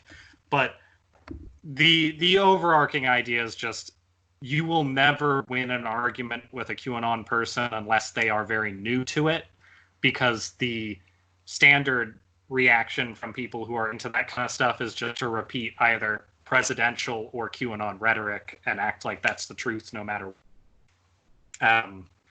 Can't really get your way out of it, and that's why it's so important that pieces of news that parents watch need to covering some of the stuff that is less savory and less popular to cover, because if they don't, then it's much easier to say it's not true. All the coverage of the protesting that is still just like stopped at the start of the month, like that stuff needs to be covered, or people aren't going to have any way to sort of fight back against these weird, like, let's take internet trolling to its natural conclusion, assholes.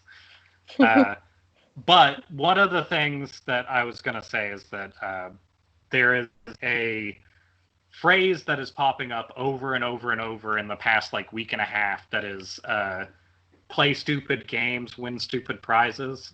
And that's been like, Yeah.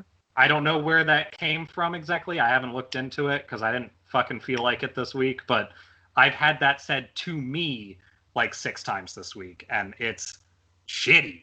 Like I know that is because they're listening to specific things, but like it's so dismissive of there even being an issue that I don't know what to say to it other than like, hey, we all need to point this out as like nothing. Like it's not anything.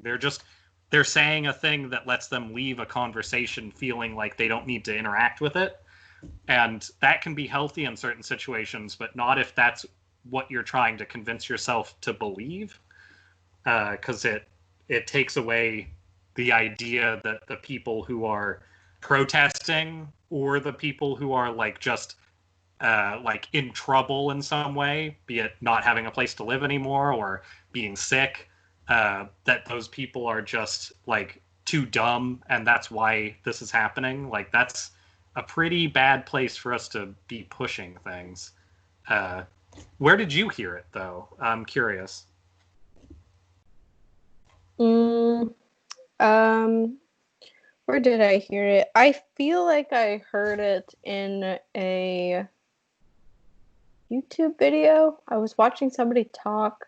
I think they were talking about something that was said to them also. And Okay. I've been seeing it a lot on like Facebook comments, like older people I've saying seen that. I've seen some younger like IDW-ish jackasses using it on Twitter a lot too. Um, Yeah, I think I've seen it on Twitter. I want to figure out where that started because it is it's something that we need to make fun of them for, but I feel like we need to know more about it before we can do that effectively. Um, Yeah, I would be curious because I feel like I've heard it before, mhm. but I don't know where. Like it could very easily be like a Tucker Carlson kind of thing. Yeah, I could see that. Because that would make sense to me, but I don't fucking watch Tucker Carlson, so I'm not gonna What? know. Why? uh, except I think it was the start of this week when he went on a fishing trip. Wasn't that this week? I don't know. What did he do on a? Uh, so Tucker Carlson, that must have been this week then, because we would have talked about it. So Monday night last week, which would have been after our recording, Tucker Carlson did a statement of like, people are trying to ruin my writer's life. We had to let him go, but like the real problem here is the people who have attacked him online, and they're ruining a young man's life, and we can't give in to terrorism, like essentially is what he's saying. And then he says, you know, I've had a long planned trout fishing trip, and I'm going to be on that for the rest of the week. You know how trout are. And then he like leaves with that. The person, I forget the guy's name, it's one of the head writers for his show up until Monday, Yeah. was posting some like fucked up racist shit. I even like on places that talked about it, like I want to say like the Late Show or one of those even talked about it in relative detail, but they left out what he was saying. And if you go look at the shit that like people have screen caps of and stuff, it's like, yeah, there's no way terrible. they could. I doubt it. I don't think there's any way they could have said that on TV. Yeah. One of the ones that stood out to me was like, it was like, do you want a jet black N-word Yeah, I saw doing that one. something like it's just this Giving weird you like LASIK or something. I think something it was like about that. LASIK. But there were a bunch that were very similar, and it's very like misogynistic and racist. And I don't know how people can let somebody like Tucker Carlson say that that's actually a problem with the people who had a problem with it and not see an issue. Yeah. And then that fucking writer's out there talking about how like he was writing the first draft of every show, and literally every show was like, oh yeah, I wrote that, and then they would like pretty it up and it would go out. Like, if that's how important you are for that show, like that needs to be looked at seriously. And it also makes total sense. Like he's saying, a writer, like somebody who had some association with this show, I'm sorry he had to leave, but he may as well in that statement be talking about a fucking intern. And taking the rest of the week off makes it sound like, well, we're just like distraught about this at worst, but really this is a fishing trip.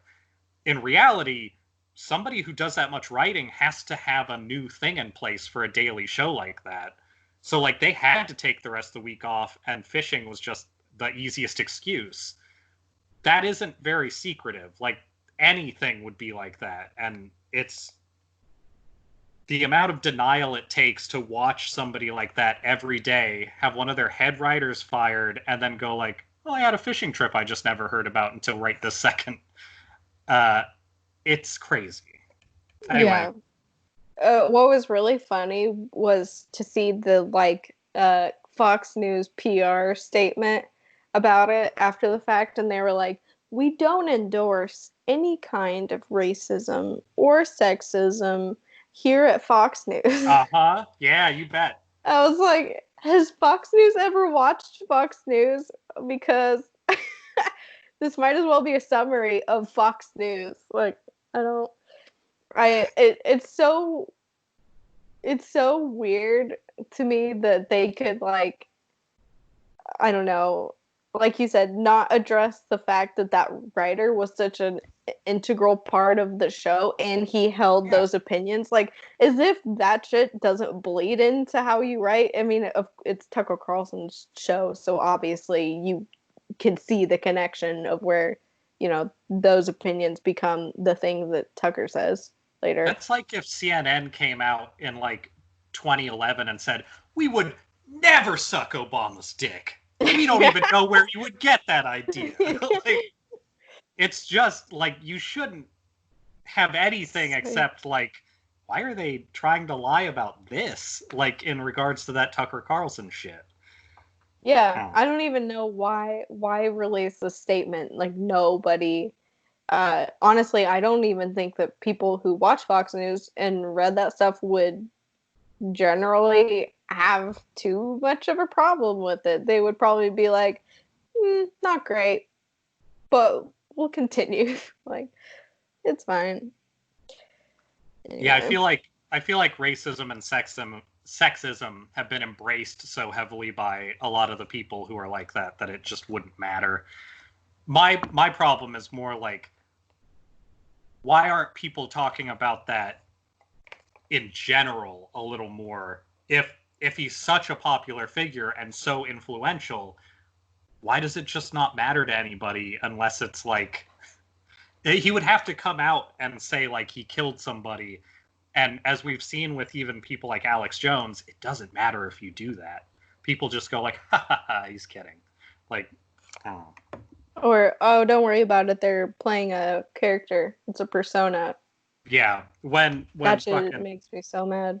when Alex Jones his first of like what 4 lawsuits now that are slowly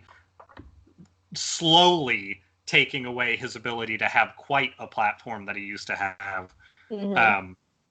He straight up said like, no, I don't believe any of this. I just play a character. And people didn't even like, not one word about that came out to anybody who wasn't already like, yeah, of course he's lying. Everybody who likes him was just like, that's not true. It That's doesn't not true. matter. But like, even if he is playing a character, how does that change anything? Like, Yeah, that doesn't make any fucking difference. he's playing a character who constantly lies about everything that they say that they're telling the truth about, and then also wants a holy war on liberals. Doesn't Just seem like generally, you yeah. need to lie that much in order for that to not be the greatest. Yeah. Yeah. But at least they're on Alex Jones' show, coming out and talking about how you can just start killing people whenever. You'll know the time. It's been like 2 solid months of them saying that shit now. So, and they've been insinuating it for a long time, but now Oh, they're just like fucking the saying. the like helicopter ride shit. They've been doing that for years. Oh, That's the it's awesome. insinuation stuff. They just started now saying like, Jesus will tell you when it's time to act. It's been time to act. Like, that's the stuff they're saying now, which Oh, is like, let's just kill people. But we didn't say to. Jesus is doing it. yeah. Yeah. Listen to Jesus. He'll give you all of the guidance you need. Yeah. That's very scary. And that's been in the last week. That's not like old news. That's like them right now doing that. But if you don't listen to Alex Jones shit, which I wouldn't suggest anyway, you're not going to know that they're saying that. And you're probably also not going to know or care that he influenced a lot of the really bad shootings of the last like decade. Bill Cooper and Alex Jones have countless people's blood on their hands at this point, which I think because in some ways they're basically like the Colbert Report or the Daily Show in terms of how people think about them, where it's like, oh, they're saying political stuff, but like it's all jokes. But there's people who really fucking believe that shit in a way that is troubling, and they don't think it's jokes, and they have killed a lot of people for not thinking it's jokes. And a lot of those people were like women and kids, and because most of those shooters are white, people are like, they're probably just crazy. Yeah. It's not terrorism if white people do it. They just had a mental thing. Yeah. That's depressing. Yeah. It's not great. I Is haven't it listened to not a lot great? of I haven't listened to a lot of Knowledge Fight lately. I've I had to mean, take a break, but it makes sense. If that stuff affects you heavily, it's a good idea to take breaks because uh, I thought, well, so I've been listening to stuff that is like uncomfortable to listen to for all of it for for my all of life, it I guess. the Yeah. whole time. Um, I think that I never got into things like Jackass, and I never got into things that were like old, weird, like uh, I don't know, all of the stuff that's like cringe, where cringe came from, that a lot of people I knew were into, except skate videos. Where people would like fall on their balls on a metal bar and then go like, "Look at my balls," and those were funny enough. But like, those were sort of the OG for like fail videos, and then I kind of like Mm-hmm. didn't feel like it. I was, not 11, and um, so I've been really curious about people who are, I guess, just kind of crazy people. I think a big part of that evolution came from hearing Howard Stern and realizing that even though people talked about him like he was a fucking crazy person on the radio, like I can't believe they let him do this. He had a woman sitting on a sex machine on air, and then thinking about it and realizing like he's kind of just a like somebody's uncle. Like he's not that weird. He's like, I don't know, uh, like the Howard Stern and the Love Lines of the world. Love Line basically being ruined forever because both of those people are fucking crazy. Uh, they both got incredibly right wing, which is weird for like what is ostensibly a sexual liberation thing early on. Huh. Uh, Interesting combination of yeah. ideas.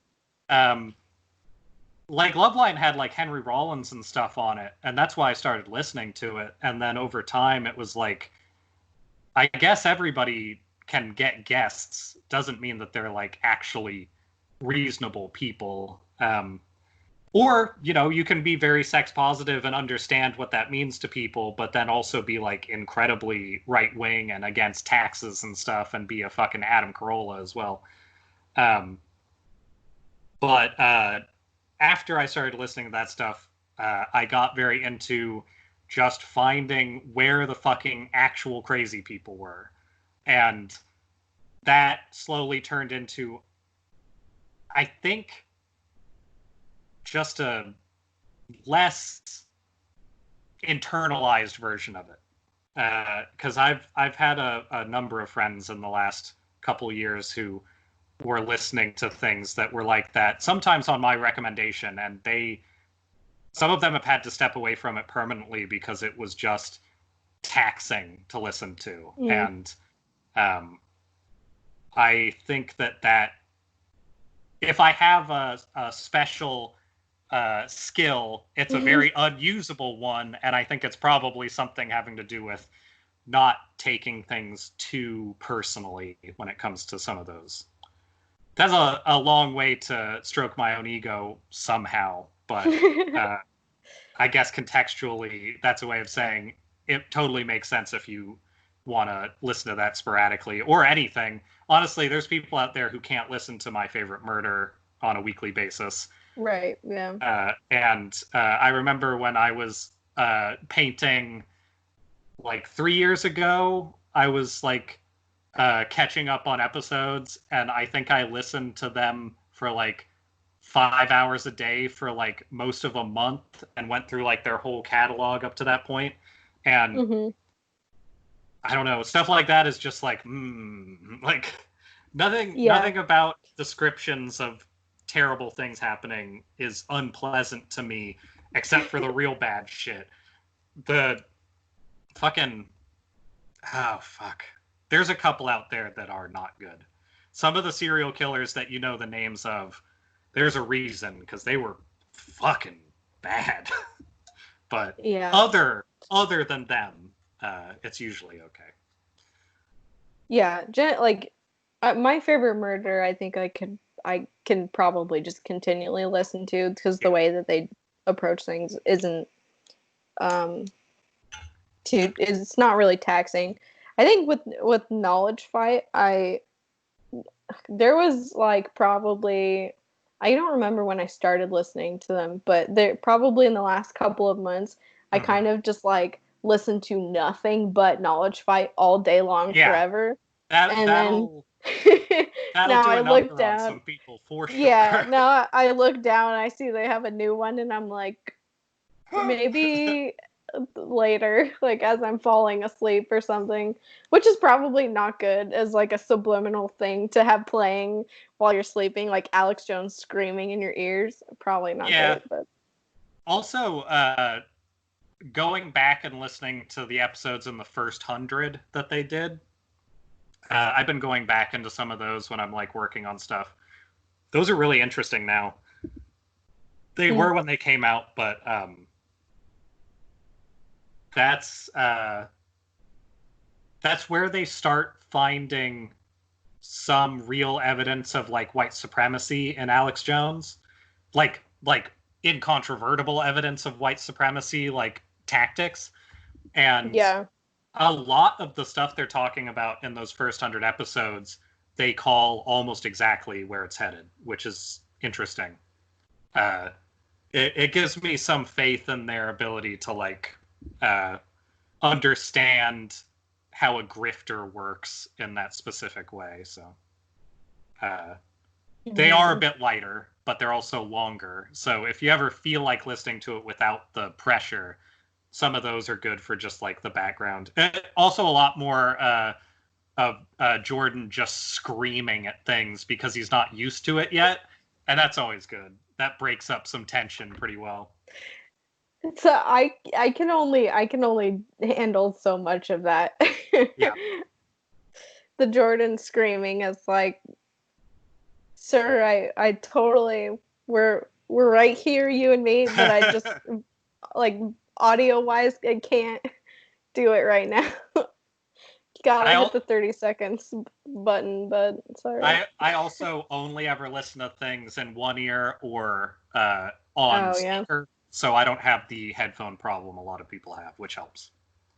I find myself sitting alone in my apartment using headphones a lot, which is just, I don't know why I do Uh, that. I I mean, for music, the sound quality is better that way, but for everything else, unless you're I like don't know. listening to a really good Lord of the Rings thing. Yeah, I assume that your screen is not doing the best based on what I was seeing. Uh, The lag, is that what you were yeah. talking about?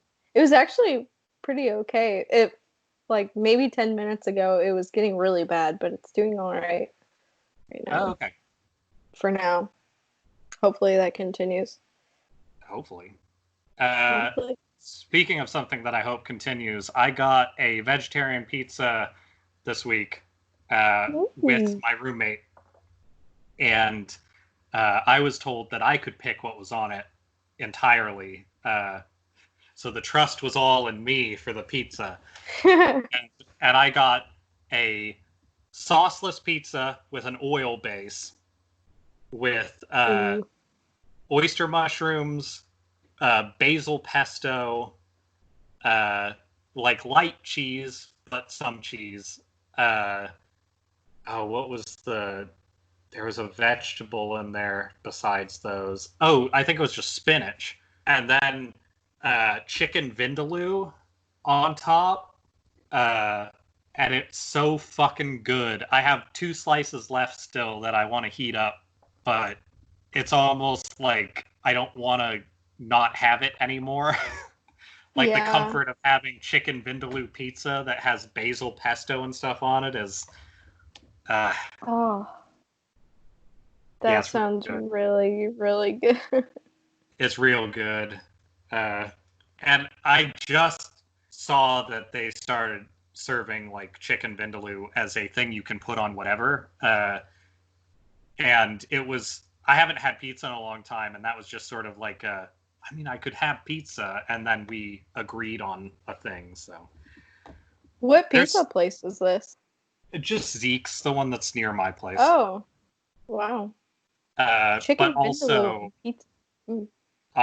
they also did I think that they're doing a lot of things in light of like the current shit to like keep things interesting without a lot of extra cost.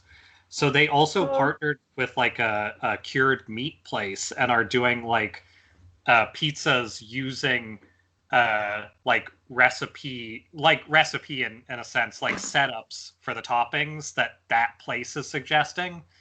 So like I think that's the reason why they have both arugula and spinach now instead of one at a time and things like that. And that place is doing like a spiced in-house salami pizzas and stuff that you can get that are mm, also really good looking. I forget what that place is called though. It's like Cut or something weird like that. mm. The kind of name you would expect an artisan meat house to have. It's not That Cure. sounds really good. I would be into Cure making pizzas as well. I rarely see people house the kind of hunger that face you made has. So that's uh, mostly because my computer froze on it for a second. So it was you looking, yeah, like Yeah, I mean that's been my comfort through this whole thing. It's just stupid foods that I can take joy in. I'm trying to think what the last like stupid thing that I ordered was. Mm, I was excited to see that now that we're having a second wave that's not actually a second wave but just the remnants of a first wave. the remnants being worse than the initial. Yeah. Uh-huh. Um So excited to be Here, on buses tomorrow. So excited.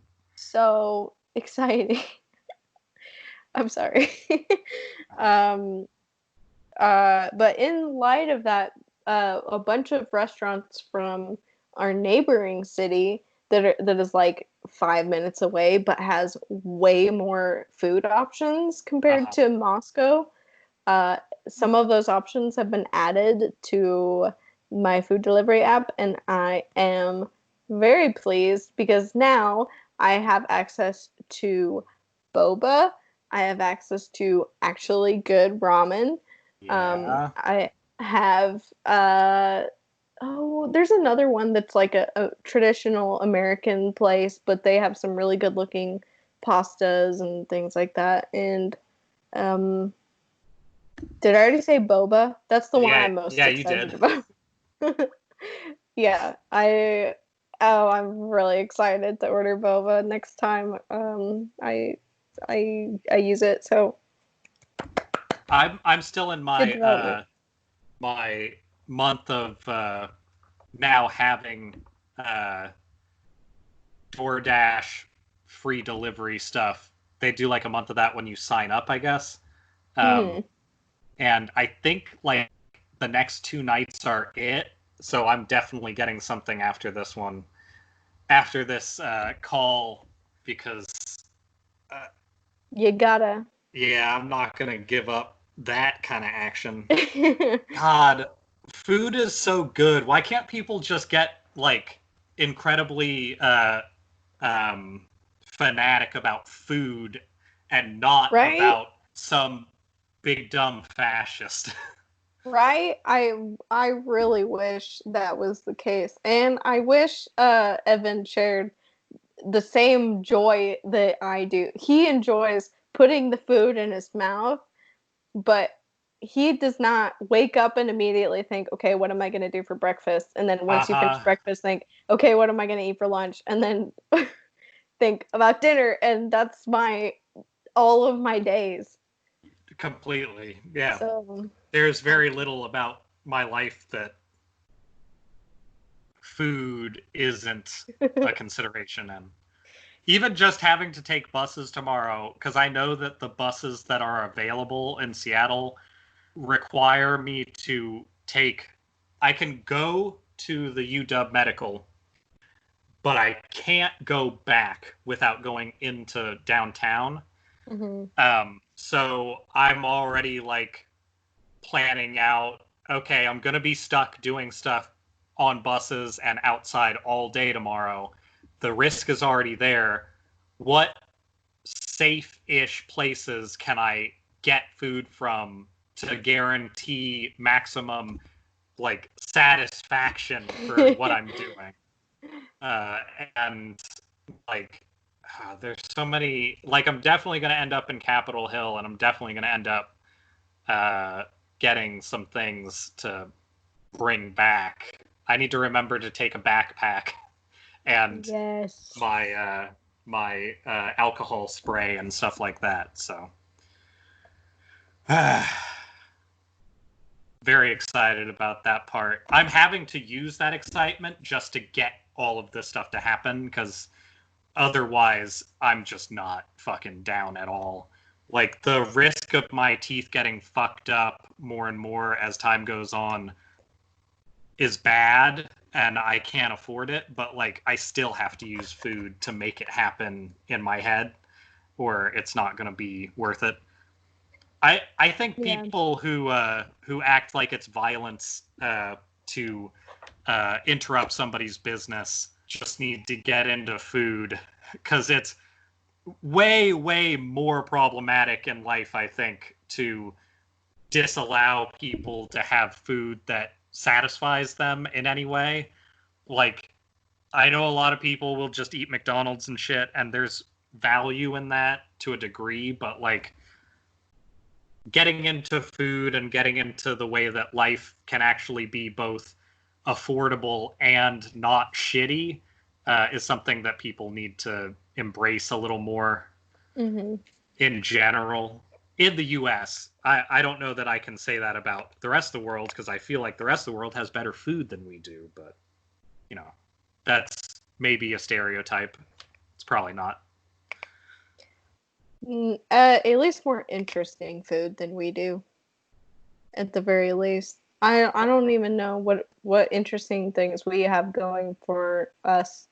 I don't know, a Big Mac. That's not really interesting.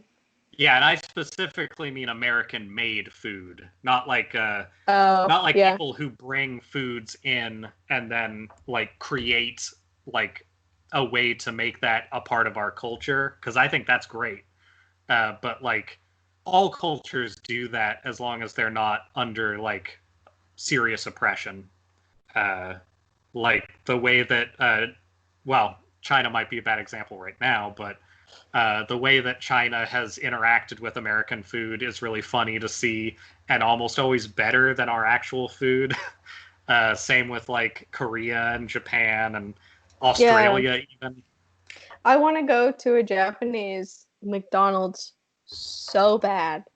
I Just really want to go to an Indian McDonald's. Some of the stuff that they have ooh. is like so fucking good looking. Oh yeah, I did see a video about that where they had, oh, what was it? I think it was like fried paneer or something like that. It was just the side on the menu you can get. Uh All huh. of it just sounded so good. Like why can we not have that McDonald's here? I want that instead of what we have.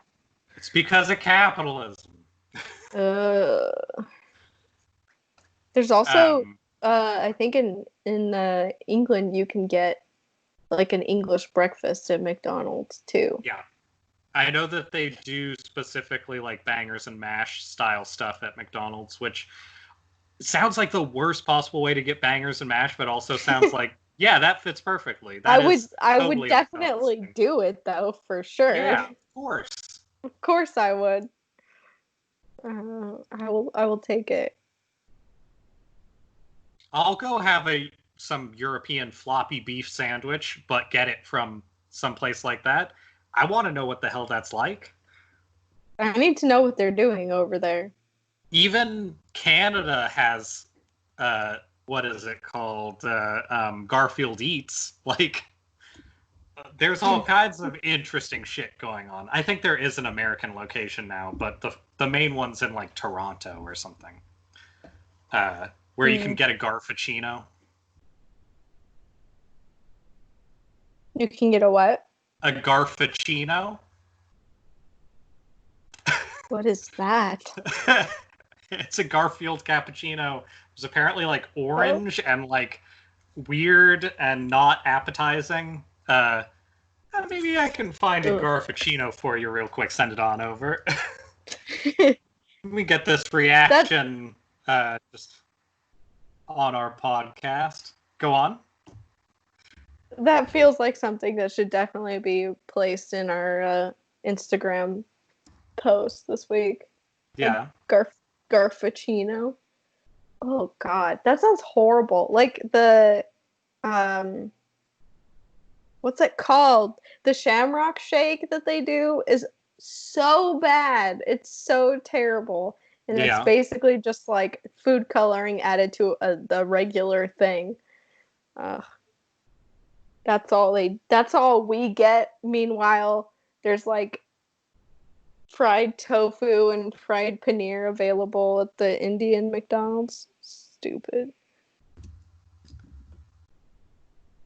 We're being ripped Really, off. really concerned that I don't know how to spell garfuccino properly. Uh, That is concerning.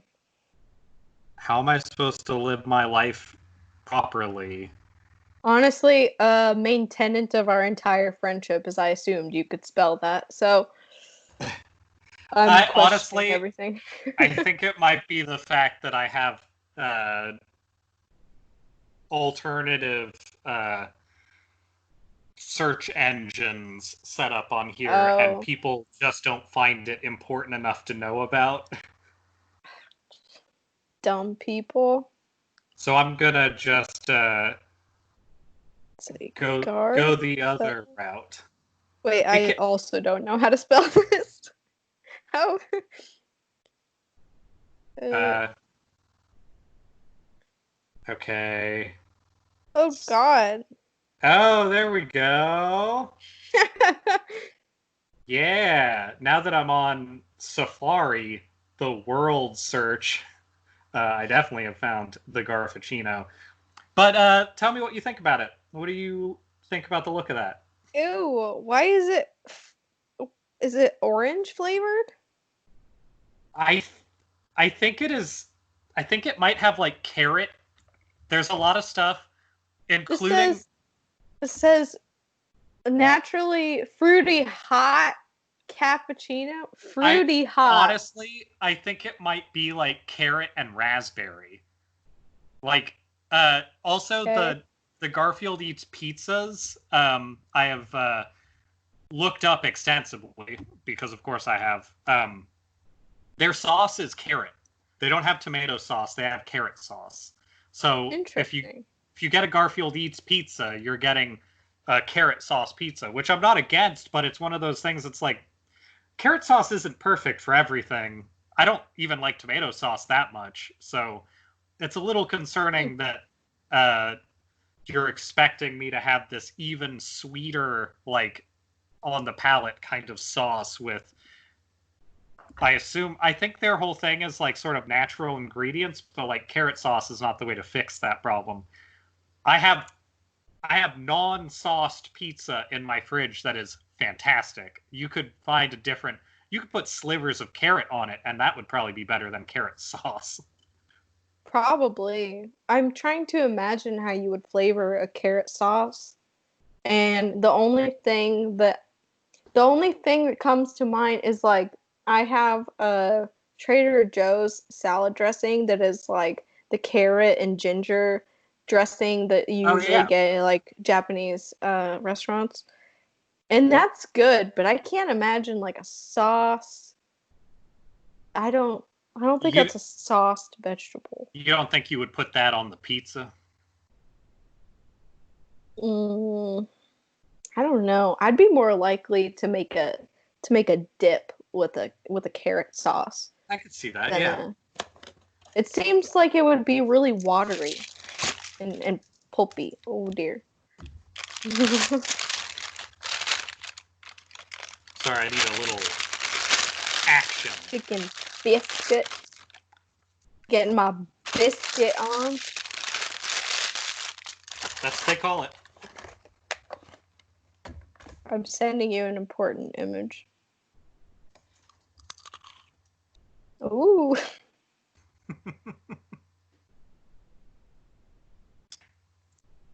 God, that's salty.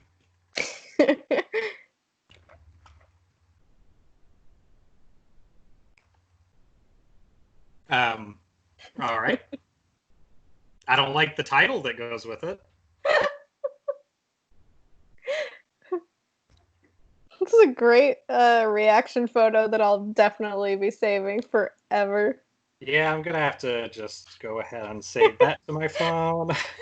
For everyone who's left out of our text conversation, that's what I'm referring to. That Garfield soon to be featured on everything that we do from now on. Might be our Instagram profile picture for a while. That's pretty good. I'm strongly in favor of it. I'm in favor of it. Wait, okay, I just am now reading this email screen. The president said I could count on you. Jesse, Yeah. what have you done? You've let the president down. God, those emails are so weird and desperate. Why are they so like this? This needs to be talked about so much more. Like, I actually want to make this happen. I would try and fund this if I could. I want to hire a psychologist to sit here and go through just these emails and talk about the psychology behind like all of this bullshit. Like, because that's just insane. That's yeah. They're like simultaneously infantilizing people and trying to like make them feel like the most important people on earth, and then also being like actively negging people with some of those emails of just like, I mean, I guess if you can't get off your stupid couch, like that kind of shit, where it's just like, God, this is weird to get from the president. How, like, I don't understand why it works. Why are people getting negged into into liking the president? It's so stupid. I don't. Well, if you listen to not a small amount of people, maybe lead poisoning, we'll see. Mm-hmm. I was reminded on one of the recent last podcast on the lefts, they touch again on like there is a pretty strong correlation between no longer allowing leaded gasolines in most places and the violence of those places, like overall in schools, in homes, everywhere. And a giant, like, that's one of the things that people hold up for like police is like, well, we're so good at police. But every time the police have been taken away from a place, it's been fine, or it's been exactly the same. And it's been a while. Like I used to hear this as well in like, I don't know, high school, I want to say, people saying like, people really need to do more research on lead because like the research we have done shows some really specific stuff. And the like industrial times throughout history that any place has had high amounts of lead or allowed for leaded gasolines to be like the primary, like widespread, like less expensive to make as far as I'm aware, gasolines.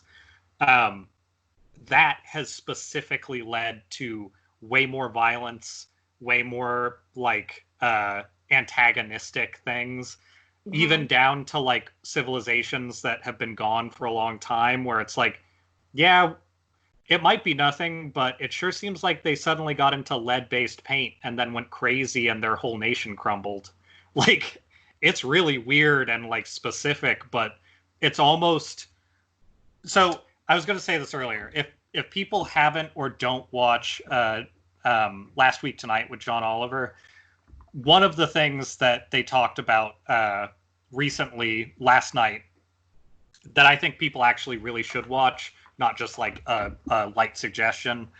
They talk about conspiracies, like specifically conspiracies as they pertain to like the U.S. and how you can talk to people.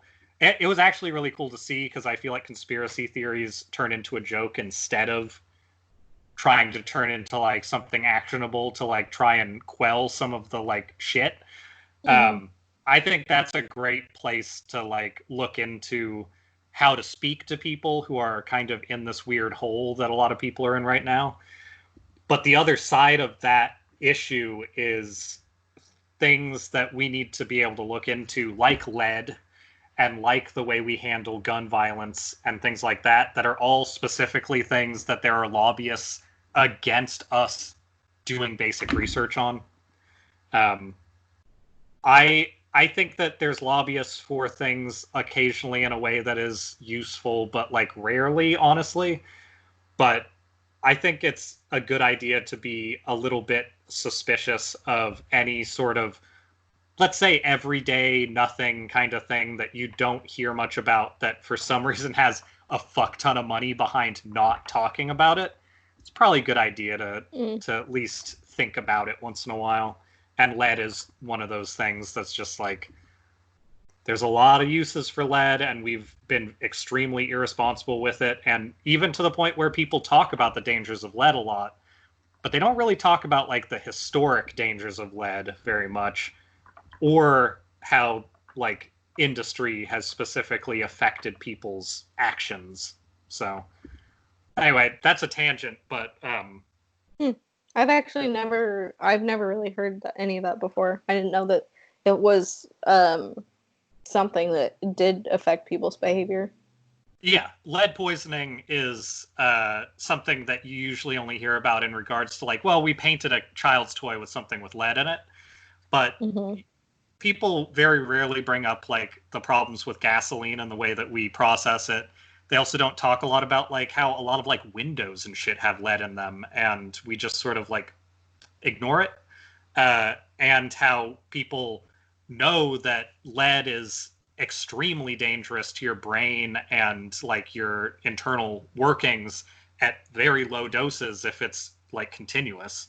Yet, like, we don't ever do anything about it unless it's through like slow action through like the FDA or something. And now people are even like going against the FDA a lot more, which is stupid.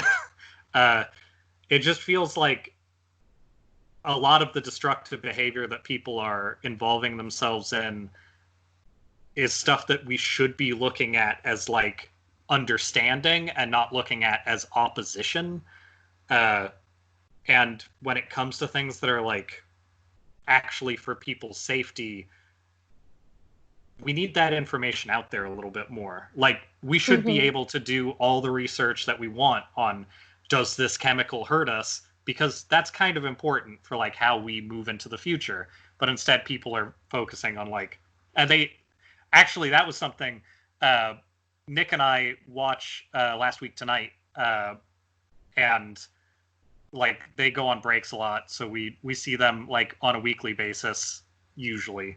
Um, they specifically go over pandemic a little bit, and it was funny seeing one how long it took to get to talking about that at all in like something that a lot of people watch, because a fair amount of people watch that, but also like how it was just like they even had a still frame up of those two guys that I had to like fucking look up their name tags to figure out who the fuck they were, Oh, talking really? about like people are just saying whatever they want. And it's like, yeah, you're not really talking about how they're chiropractors and shit like that, but totally, I get it.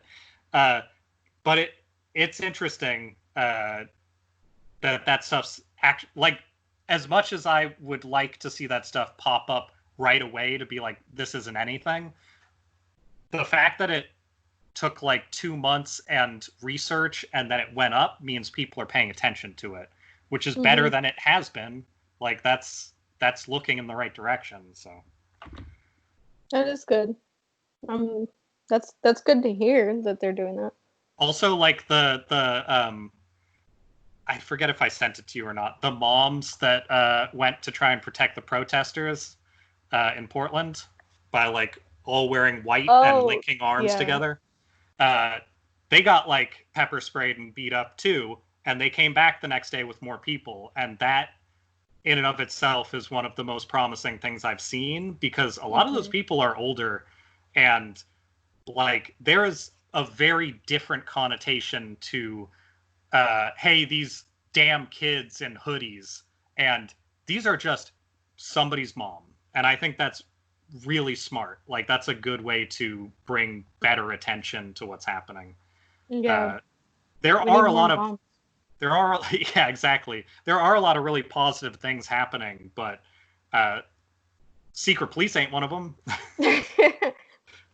Gestapo trending on Twitter. That's not one of them. It's probably not a great sign. Yeah, I was really excited when I saw that. I wish that happened sooner, but yeah, that is really smart Mm-hmm. to do. It's really hard for some people to talk their way out of.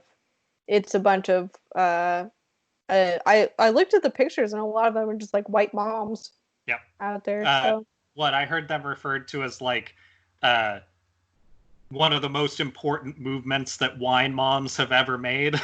It's yeah. like, yeah, totally.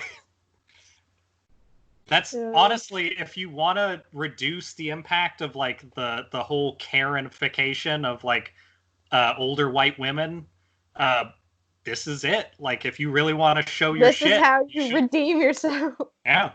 Start doing what you're doing to black people in parks, to the cops. Start filming them and being like, I'm showing everybody because I suck, but now it's for good reasons. Like, yeah, totally do Yeah. it.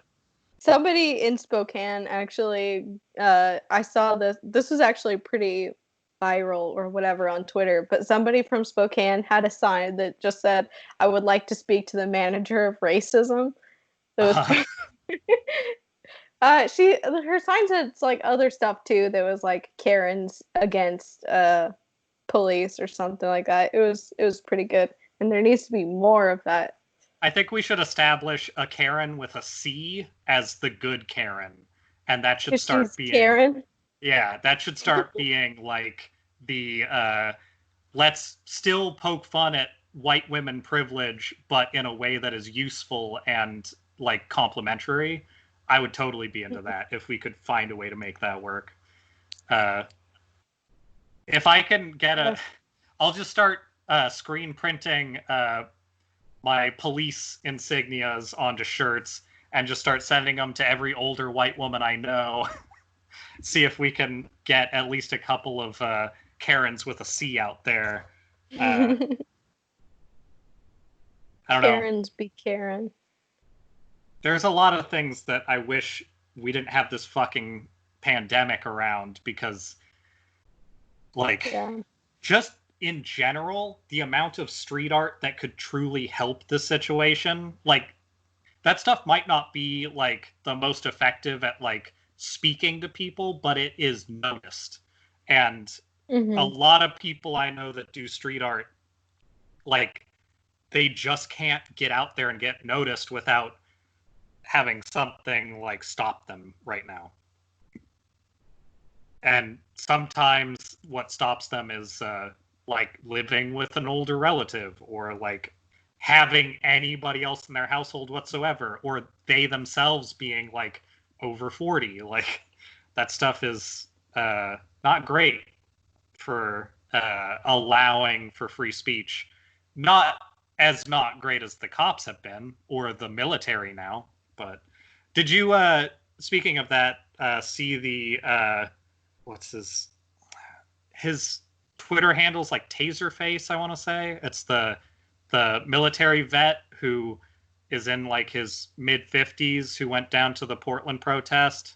I think they started calling him Captain Portland or something, but he wrote out like he got interviewed for an article afterwards, and he basically just said like he's clearly not like a left wing like I'm against the police kind of person, but when the military showed up at Portland, he saw videos of it and he was like, that's not what you're supposed to do. And he literally went to Portland to be like, hey, what the fuck are you doing? Like, you have an oath you're supposed to like follow, and this isn't it. And Hmm. they fucking just immediately start beating him with batons and spray him in his face with pepper spray. And he's literally standing there with his arms down with nothing. And it's like notable that somebody who seems like they're centrist at best. I mean, military aren't known for being especially left wing, and he doesn't talk like somebody who gave a shit about the police up until this point, honestly. But apparently, they did like shatter his hand. Like he's gonna have to like go to a hospital for that, and they did blind him for a while. But the video of him getting attacked is it's weirdly encouraging because it's first off he's about a foot taller than all the police there, and they just start wailing on him, and it looks like he can't feel it. Like it looks like because he looks extremely military-ish, and he's wearing like a navy sweatshirt. Like you would think they would actually speak to him because he's trying to just speak to them at that point. Yeah. And then seeing how ineffective them beating him was until they literally blind him and he has to like turn around and leave is striking. And I hope more people actually pay attention to that shit, because like the stuff that he's talking about is not crazy. It is somebody who is white, seems like they're very used to the idea of like our country's fine, we just like have military and that's how life is. And in that one instance he goes from like I'm gonna talk some sense into them because like I'm one of them to like what the fuck is this about? Like we need to do something in just one thing. Like he went and did one thing and that happened. And he's even like praising the protesters by the end of like, yeah, they like helped me out. They helped me get to the hospital. They videoed it. So like I at least have proof of what happened. Like it's great what they're doing, but the start of it is not like that. The start of it's just him being like, I don't know, it seems like they're stupid. Like the police aren't doing what they're supposed to, kind of thing. Anyway, I suggest looking up that article. I wish I could remember where it came out of. I think it was The Intercept put up the initial article on it. I don't have any strong. I haven't seen that video, opinions. so I'll have to look. I think you can also look up Taserface because it's a pretty easy to remember Twitter handle. I'm sure it's attached to his profile somewhere. But yeah, things like that are actually pretty encouraging, even if they suck in the moment. Like, it's not fun to watch the police react that way to literally anybody who tries to interact with them right now. But the more people who see something wrong who wouldn't normally and talk about it, the better. Especially people like vets who are actually going to get people that wouldn't normally listen to listen. Yeah, I'm glad that he did that. Hopefully more people kind of go out there and actually just see what's happening firsthand. That was my initial thought on like what to do when the protests were like 2 weeks in and there was only escalation towards like police brutality. The thing that I really wanted to see that I have yet to see is another like sort of physical based government group coming out to like say that they don't approve of it. And my hope was for people who work for the fire department. But I think that the fire department would probably fire those people if they were to be visible in opposing something that is attached to the state like that. But I think that would be the moms thing works really well. I think firefighters should do that, and I think vets should do that because they're people that can actually unilaterally show what is actually happening without it being partisan, you know? I thought nurses would be part of that when it came to the COVID stuff, but then all these rumors started up that the nurses are having orgies in hospitals and actually trying to kill people so they can get money. So clearly you can conspiracy your way out of anything. I'm sure there will... Alex Jones, being one of the most misogynistic people I've ever fucking heard, save for like, you know, some especially misogynistic people like your David Dukes and your Farrakhan's and stuff like that. But like, I'm sure there will be something this week about how they're all like brides of Satan or something, because that's just his tenor lately. Again, I don't know how people take that shit seriously, but they sure do. Unfortunate. Man, I am wishing especially hard right now that I had any kind of sake. You don't have any alcohol? That's weird. I don't, and it is weird. Are you trying to live clean or something? Not especially. I just don't have any. I like over the weekend when Evan was here, we picked up like a couple of 6 packs or something, but uh, they're gone, and I have not visited uh the liquor store for a while, so That's fair. It is everything an is easy gone. way. It's an easy way to save money. So Yeah, there's that. just more money for me to spend irresponsibly ordering junk food to fill the void. Hmm. I mean, junk food works, but alcohol has a potentially time traveling quality that can be helpful on some evenings. Oh, I'm aware. I've taken advantage a couple of times, but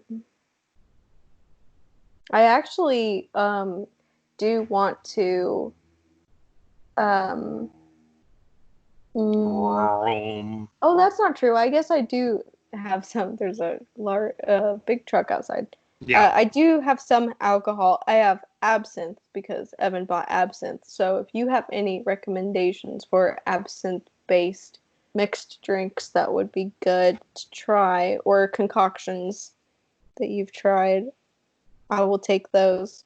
Because since it is, Evan said that, I don't know, whatever he got was kind of expensive. I don't want to just kind of I want to make a good drink with it. So You don't want to slam it. I don't want to slam it. Although I don't think I could slam the absinthe anyway without some consequences. Um, yeah, offhand, I definitely know of some, but I think it would be better to look up like official recipes and then send the things that I think I've had before because my recipes are always kind of trashy. Um, and everything I do in cooking, drink making, or baking tends to be like working from fewer like big flavors and then adding like spices and garnishes to it. So that's not always great for mixed drinks. I feel like sometimes mixed drinks being a little more involved makes them a lot better. Mm-hmm. So, but I'll definitely look and see.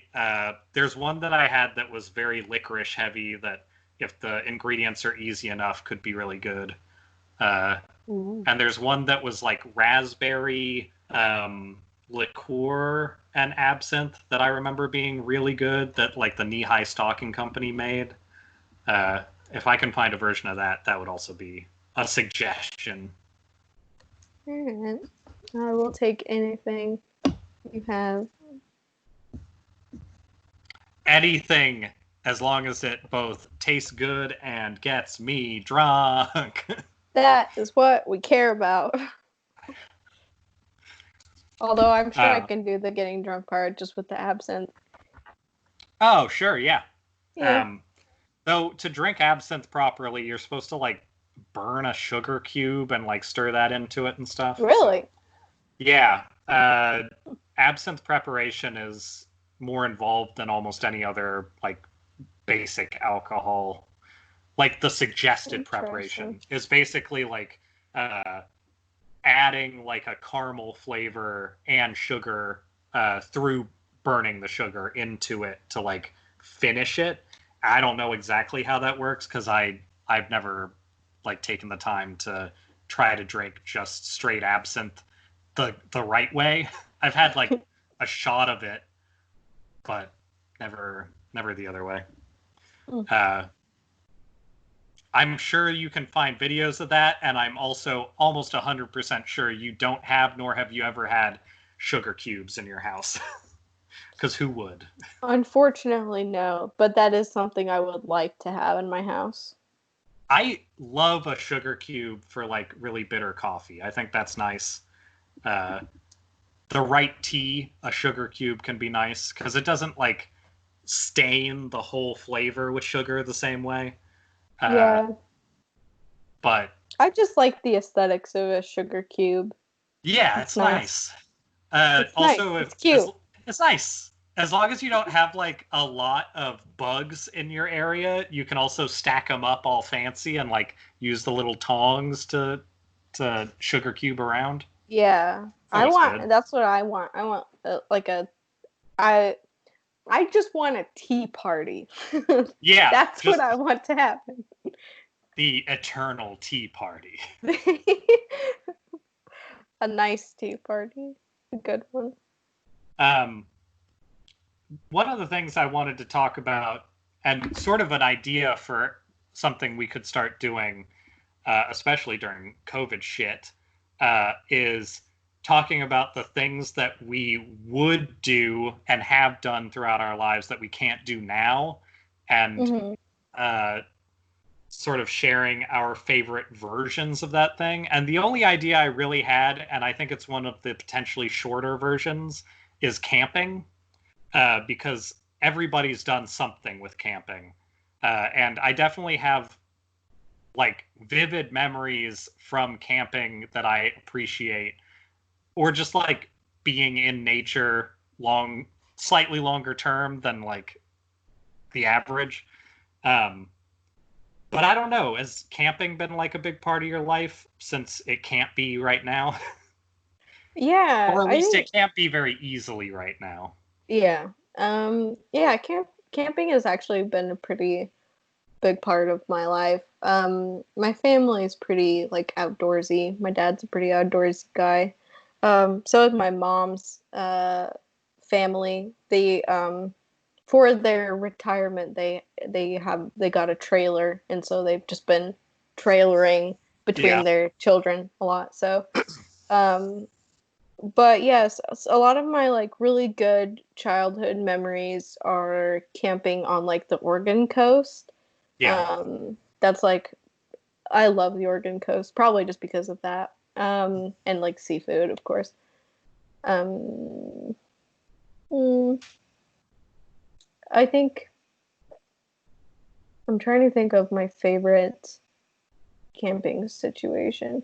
I think my favorite trip to the Oregon coast that I've taken, I can't remember where in particular I was. But I just went like on a weekend trip with my dad and we did some crabbing. That was really cool. Did you do like camp cooking for like crab and stuff like that? Because that's always nice. Did did you ask if I learned how to cook the crab? Yeah, yeah, just like camp cooking. Like if you were doing that as opposed to like bringing food that was already prepped in. Right. Unfortunately, that trip we did a lot of crabbing, but we didn't actually get to keep anything because Oh, nothing that was in season was something that we caught. yeah. They were all too small, but it was still fun. And I think we got uh, like one time. This was a separate trip and wasn't really camping. This was actually in Washington, where we got an Airbnb that was like um, on a beach, and we did like I don't know what you call it, like digging for a gooey duck. We Oh were yeah. like trying to get them. Yeah, that was a lot of fun, and we dug for clams, and my dad showed me how to cook those. So he Uh, kind of I that counts, I think. I've definitely been with family members when they've like poached clams, either knowingly or unknowingly. Uh, yeah. I actually didn't have gooey duck until I had it at a way too fancy restaurant, probably the fanciest restaurant I've ever been to. In How did like they prepare it? so not like you'd expect. I ended up at this place with my grandma and my aunt, and I think one other person. I think my aunt's like close friend. And they might have been dating at the time. I don't remember, but they dated at some point. And I got invited basically because I lived in the area. So, like, it made sense to, like, not go to this place right next to me and not invite me. Because a lot of camping happens with people who have a little more money. And my grandparents are, like, the only really moneyed people in my family. Also, only loosely related to me. So, like, that's never going to benefit me. But it does benefit me occasionally for things uh, like inviting me out to get it was like a 13 course meal at the end of it. Ooh. It was nuts. And Ooh. I want to say it was like course 7 was gooey duck and nettle. And it was like a Okay. Northwestern thing. So Huh. the nettle, they like spiced and steamed into almost like a greens style. And it tasted pretty good. Like, I guess the stinging nettle part of it is cooked out pretty easily. So like it's weird eating it because I've been hit with them so many times when I'm in the Yeah. woods. But uh, the gooey duck, they like cheese grated it. So like it was a salad that was like stacked with gooey duck, but it was like straws of it. And I had never What? seen it prepared like that, but it was like lightly fried. So it was like uh well cooked, but like almost like a little bit of the flavor of like a smoked oyster or something. Mm. Uh, and that was like tossed with some stuff, and that was really good. But I had never had like grated uh, seafood in general, let alone Yeah. gooey duck. That makes sense to do that to Yeah, gooey duck because it's so ugly and I mean, so nasty it looking. looks like the worst dick, and like most Yeah. people don't want to like like the whole thing. Most people, yeah. I mean, teach their own, but like usually you at least want it to be a good looking dick, right? It's they're yeah, the worst looking dick is a really good way to characterize that. Yeah, it makes total sense to completely deconstruct Uh-huh. a gooey duck. That makes And sense. then they distract you with something that you feel sort of scared of eating, like nettles. It's just like, Yeah. no, don't think about this. Think about this. Don't worry about the dick.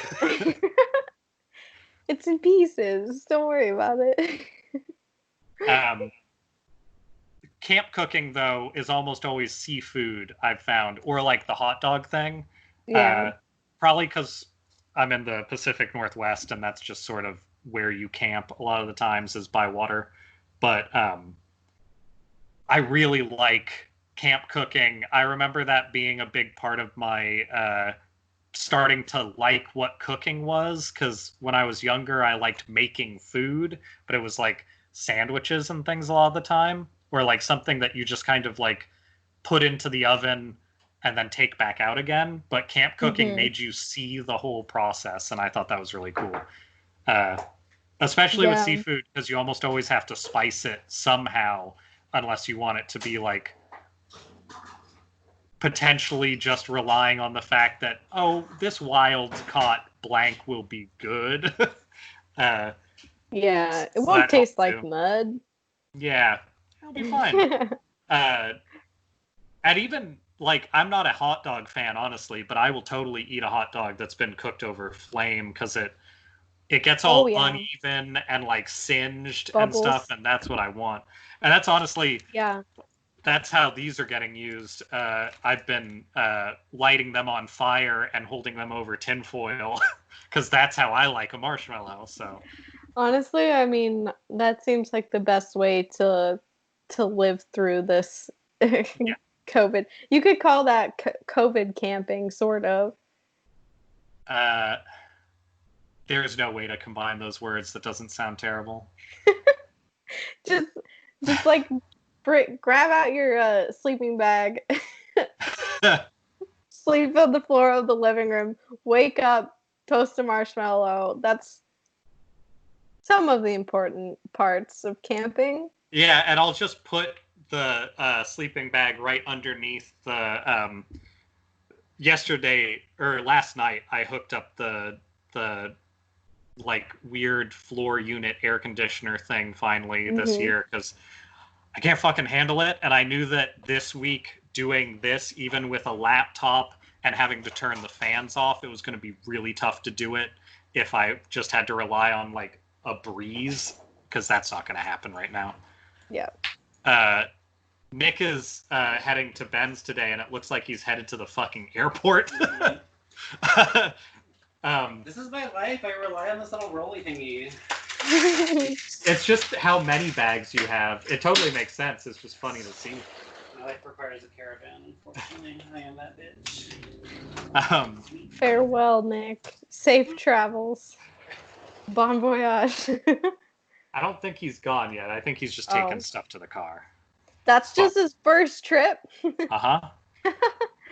Well, when he comes home, okay, he's far enough outside. When he comes home, he shows up with like stacks of soda and like Starbucks mini shots and all this stuff. Like the way I lived during COVID, making food and stuff, that is not his life. Like I still make like overnight oats that we both eat, but other than that, I think he is not into the lifestyle of let's just save money and which is funny because he's like trying to cut down on TV services that he uses for like streaming, not like television, but it's just weird seeing him talking about like I'm probably going to get a Hulu subscription because we've both shared one for a while, but like he doesn't want to spend the like $7 on it, which it's totally worth it to me, but it's funny to see like that. But then there's other things that are absolutely not in the same range of like useful. It makes sense. Everybody has their everyone's got their things. Yeah, the things that spark joy, I guess. Sometimes multiple McDonald's runs are what spark the joy. For example, understand. I have this very large spin down life counter for Magic cards. That makes me happy. Look at those colors. Look at them. That's nice. That's pretty nice. That doesn't mean shit to most people. I have this. Absolutely, you do. I use it to irritate my boyfriend. That sparks a lot of joy for me.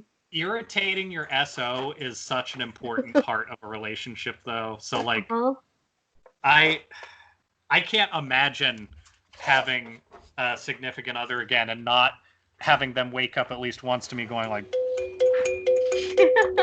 just creeping around doing. If you did that, shit at them. If you did those two notes like slow enough, it would definitely sound like an ambulance siren. Yeah. That's a good thing to wake up to.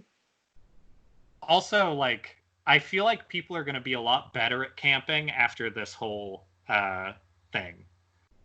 Like, Maybe. the whole idea of being stuck in a place with somebody, I think, has been so terrifying to people because of the way that we're expected to live. Like, well, if I'm somewhere, then I have to worry about getting home because I have to work like a minimum of 8 hours a day or my life doesn't mean anything. And now that people have seen at least a little bit of what that life is as far as garbage, I think it might be more of an almost nostalgic thing just to not do anything except be near other people for like a day or two. Not that people don't like camping already, but I think a lot of people that didn't care about it might actually care a little more, which might be good for our environment. Like that might spark a few more people to be like protective of it after all the shit they've been doing to make sure that it's hard to be protective of it lately. Yeah. Yeah. I wouldn't be surprised if we did see a lot of people get really into camping after this. It would just be nice to be out. I've been. Oh, are you headed out? Do you have enough stuff with you though? Can you ever have enough? I guess not. Unfortunately, life is not like Animal Crossing where you can just upgrade your house and then have more storage or upgrade your car. But debatable. I guess that's true. It's unfortunate on many levels. The life is not. Madison said it's unfortunate on many levels. All right. Well, have a good not the weekend. I'm glad that nobody's sick. Exactly. Yes. Hooray for no COVID. Nick had to wait a couple days while test results came in. Mm. See ya.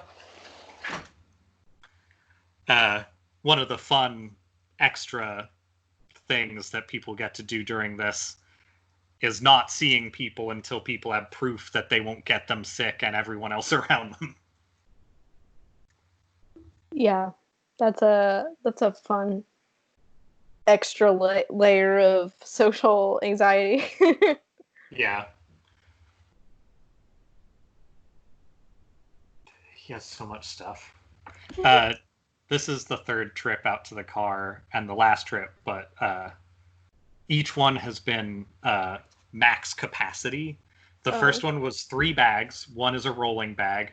The second one was like a big sack, and then like another like bundle of like clothes and stuff. And then this one was a paper bag full of stuff, a workout equipment like floor, not a mat, but like a thing that you fold out and it has metal loops and you attach like rubber bands to it and like work out, and something else that I couldn't quite make out in another bag. So his car is packed right now. It's so funny that it is for literally 2 weeks. Because I've definitely gone on trips to like stay with relatives for a couple weeks and taken a backpack. Really? Okay. Yeah. I think if it were 2 weeks, I would probably be in Nick level territory of stuff that I bring with me. It's different. I'm not for a life everybody. hacker. Yeah. Well, like aside from me being weird about that stuff, I hate checking things in airports because every time I do, something gets broken or something weird will happen with the luggage or whatever. It's purely luck, but because of that, I always take like the exact amount. I even have a bag that was from my friend's grandparents that is the exact size and dimensions that you're allowed to have for carry-on, and then a like a backpack that is the right amount of backpack to be like a purse essentially. Yeah. So I take those 2 things with me when I like say go to Alaska for like 10 days or so, or like do something somewhere else. And I always have a bunch of shit I don't use and more than enough clothes. So like I just can't envision taking that much stuff unless I'm like setting up for a long time. And I always end up taking like bags full of like thick watercolor paper and paint and paintbrushes and containers, all kinds of shit. Even when I take my laptop and like a game controller and then I don't end up using it because playing video games on the train is actually really fucking uncomfortable if the video games you decided to take happen to be like Persona 3, where like 2 hours into it you realize that, oh god, there's some stuff in here that's like really anime and I don't know if I can do this in public. Oh, that's funny. That is one thing I definitely know is going to be an issue after COVID. And I find myself like at my parents' house sometimes. I'll like my world here is so insular and I'm so like into doing my own thing that I'll be over there and start like talking about something or like looking at like scrolling through my Twitter or Instagram, and then all of a sudden, I don't know, somebody's account whose account is basically just like them with like makeup and no clothes, like that happens, and to me, I'm like double tap, like cool, that's awesome, and then I realize, oh, my parents are in the room, and this is not at all something that they're comfortable with, and I think that's definitely going to be the case with a lot of people after COVID. Just, I don't know, pulling up some real anime shit or Yeah. just stuff you wouldn't normally look at. I mean, I don't care if my parents see me looking at that, but I just know they're not comfortable. what you're describing is part of the reason why I have like 3 different accounts on a lot of things, where it's like, just let's make it certain what kind of content I will be able to express to the world. Yeah. My everything is slowly, I don't know. I haven't done really any segmentation of my interests on my like social media accounts. Although I have like a business account, I Right. guess, and then a personal, but my personal is still, I don't know, I'm not posting nudes or anything, so it doesn't really matter, but if I was, then I would consider getting a different account. I apologize in advance for the very likely shirtless pictures that are going to end up on my account in the not too distant future. Part of my jumping into the deep end of the pool process, I guess. But still, I think that's great. Far less difficult to scroll past than some of the shit that. The worst part is like being on the bus, like when it was more comfortable before like COVID stuff started up, and having it be like, I mean, I'm sitting here for an hour. Let's see if Instagram has anything for me, and then forgetting that I closed it on like the wrong account and being like, oh, I wish that didn't happen. Oh, yeah. Whoops. Oops. Yeah. That's happened to me a couple of times, but yeah. The phenomenon of a butt tumbler will always be the first thing in your feed is important to remember if you want to stay cautious when it comes to the public. yeah. I mean, that's kind of getting true for my Instagram. And I think to some degree, Instagram especially has done this to me. I think to some degree, I've like so much of it is like a lot of the accounts that I follow are makeup first and foremost, but they're just like people posting whatever they want. So a lot of the accounts are also just like butts and boobs sometimes. Exactly, yeah. As it should be. And I I see it so much that I am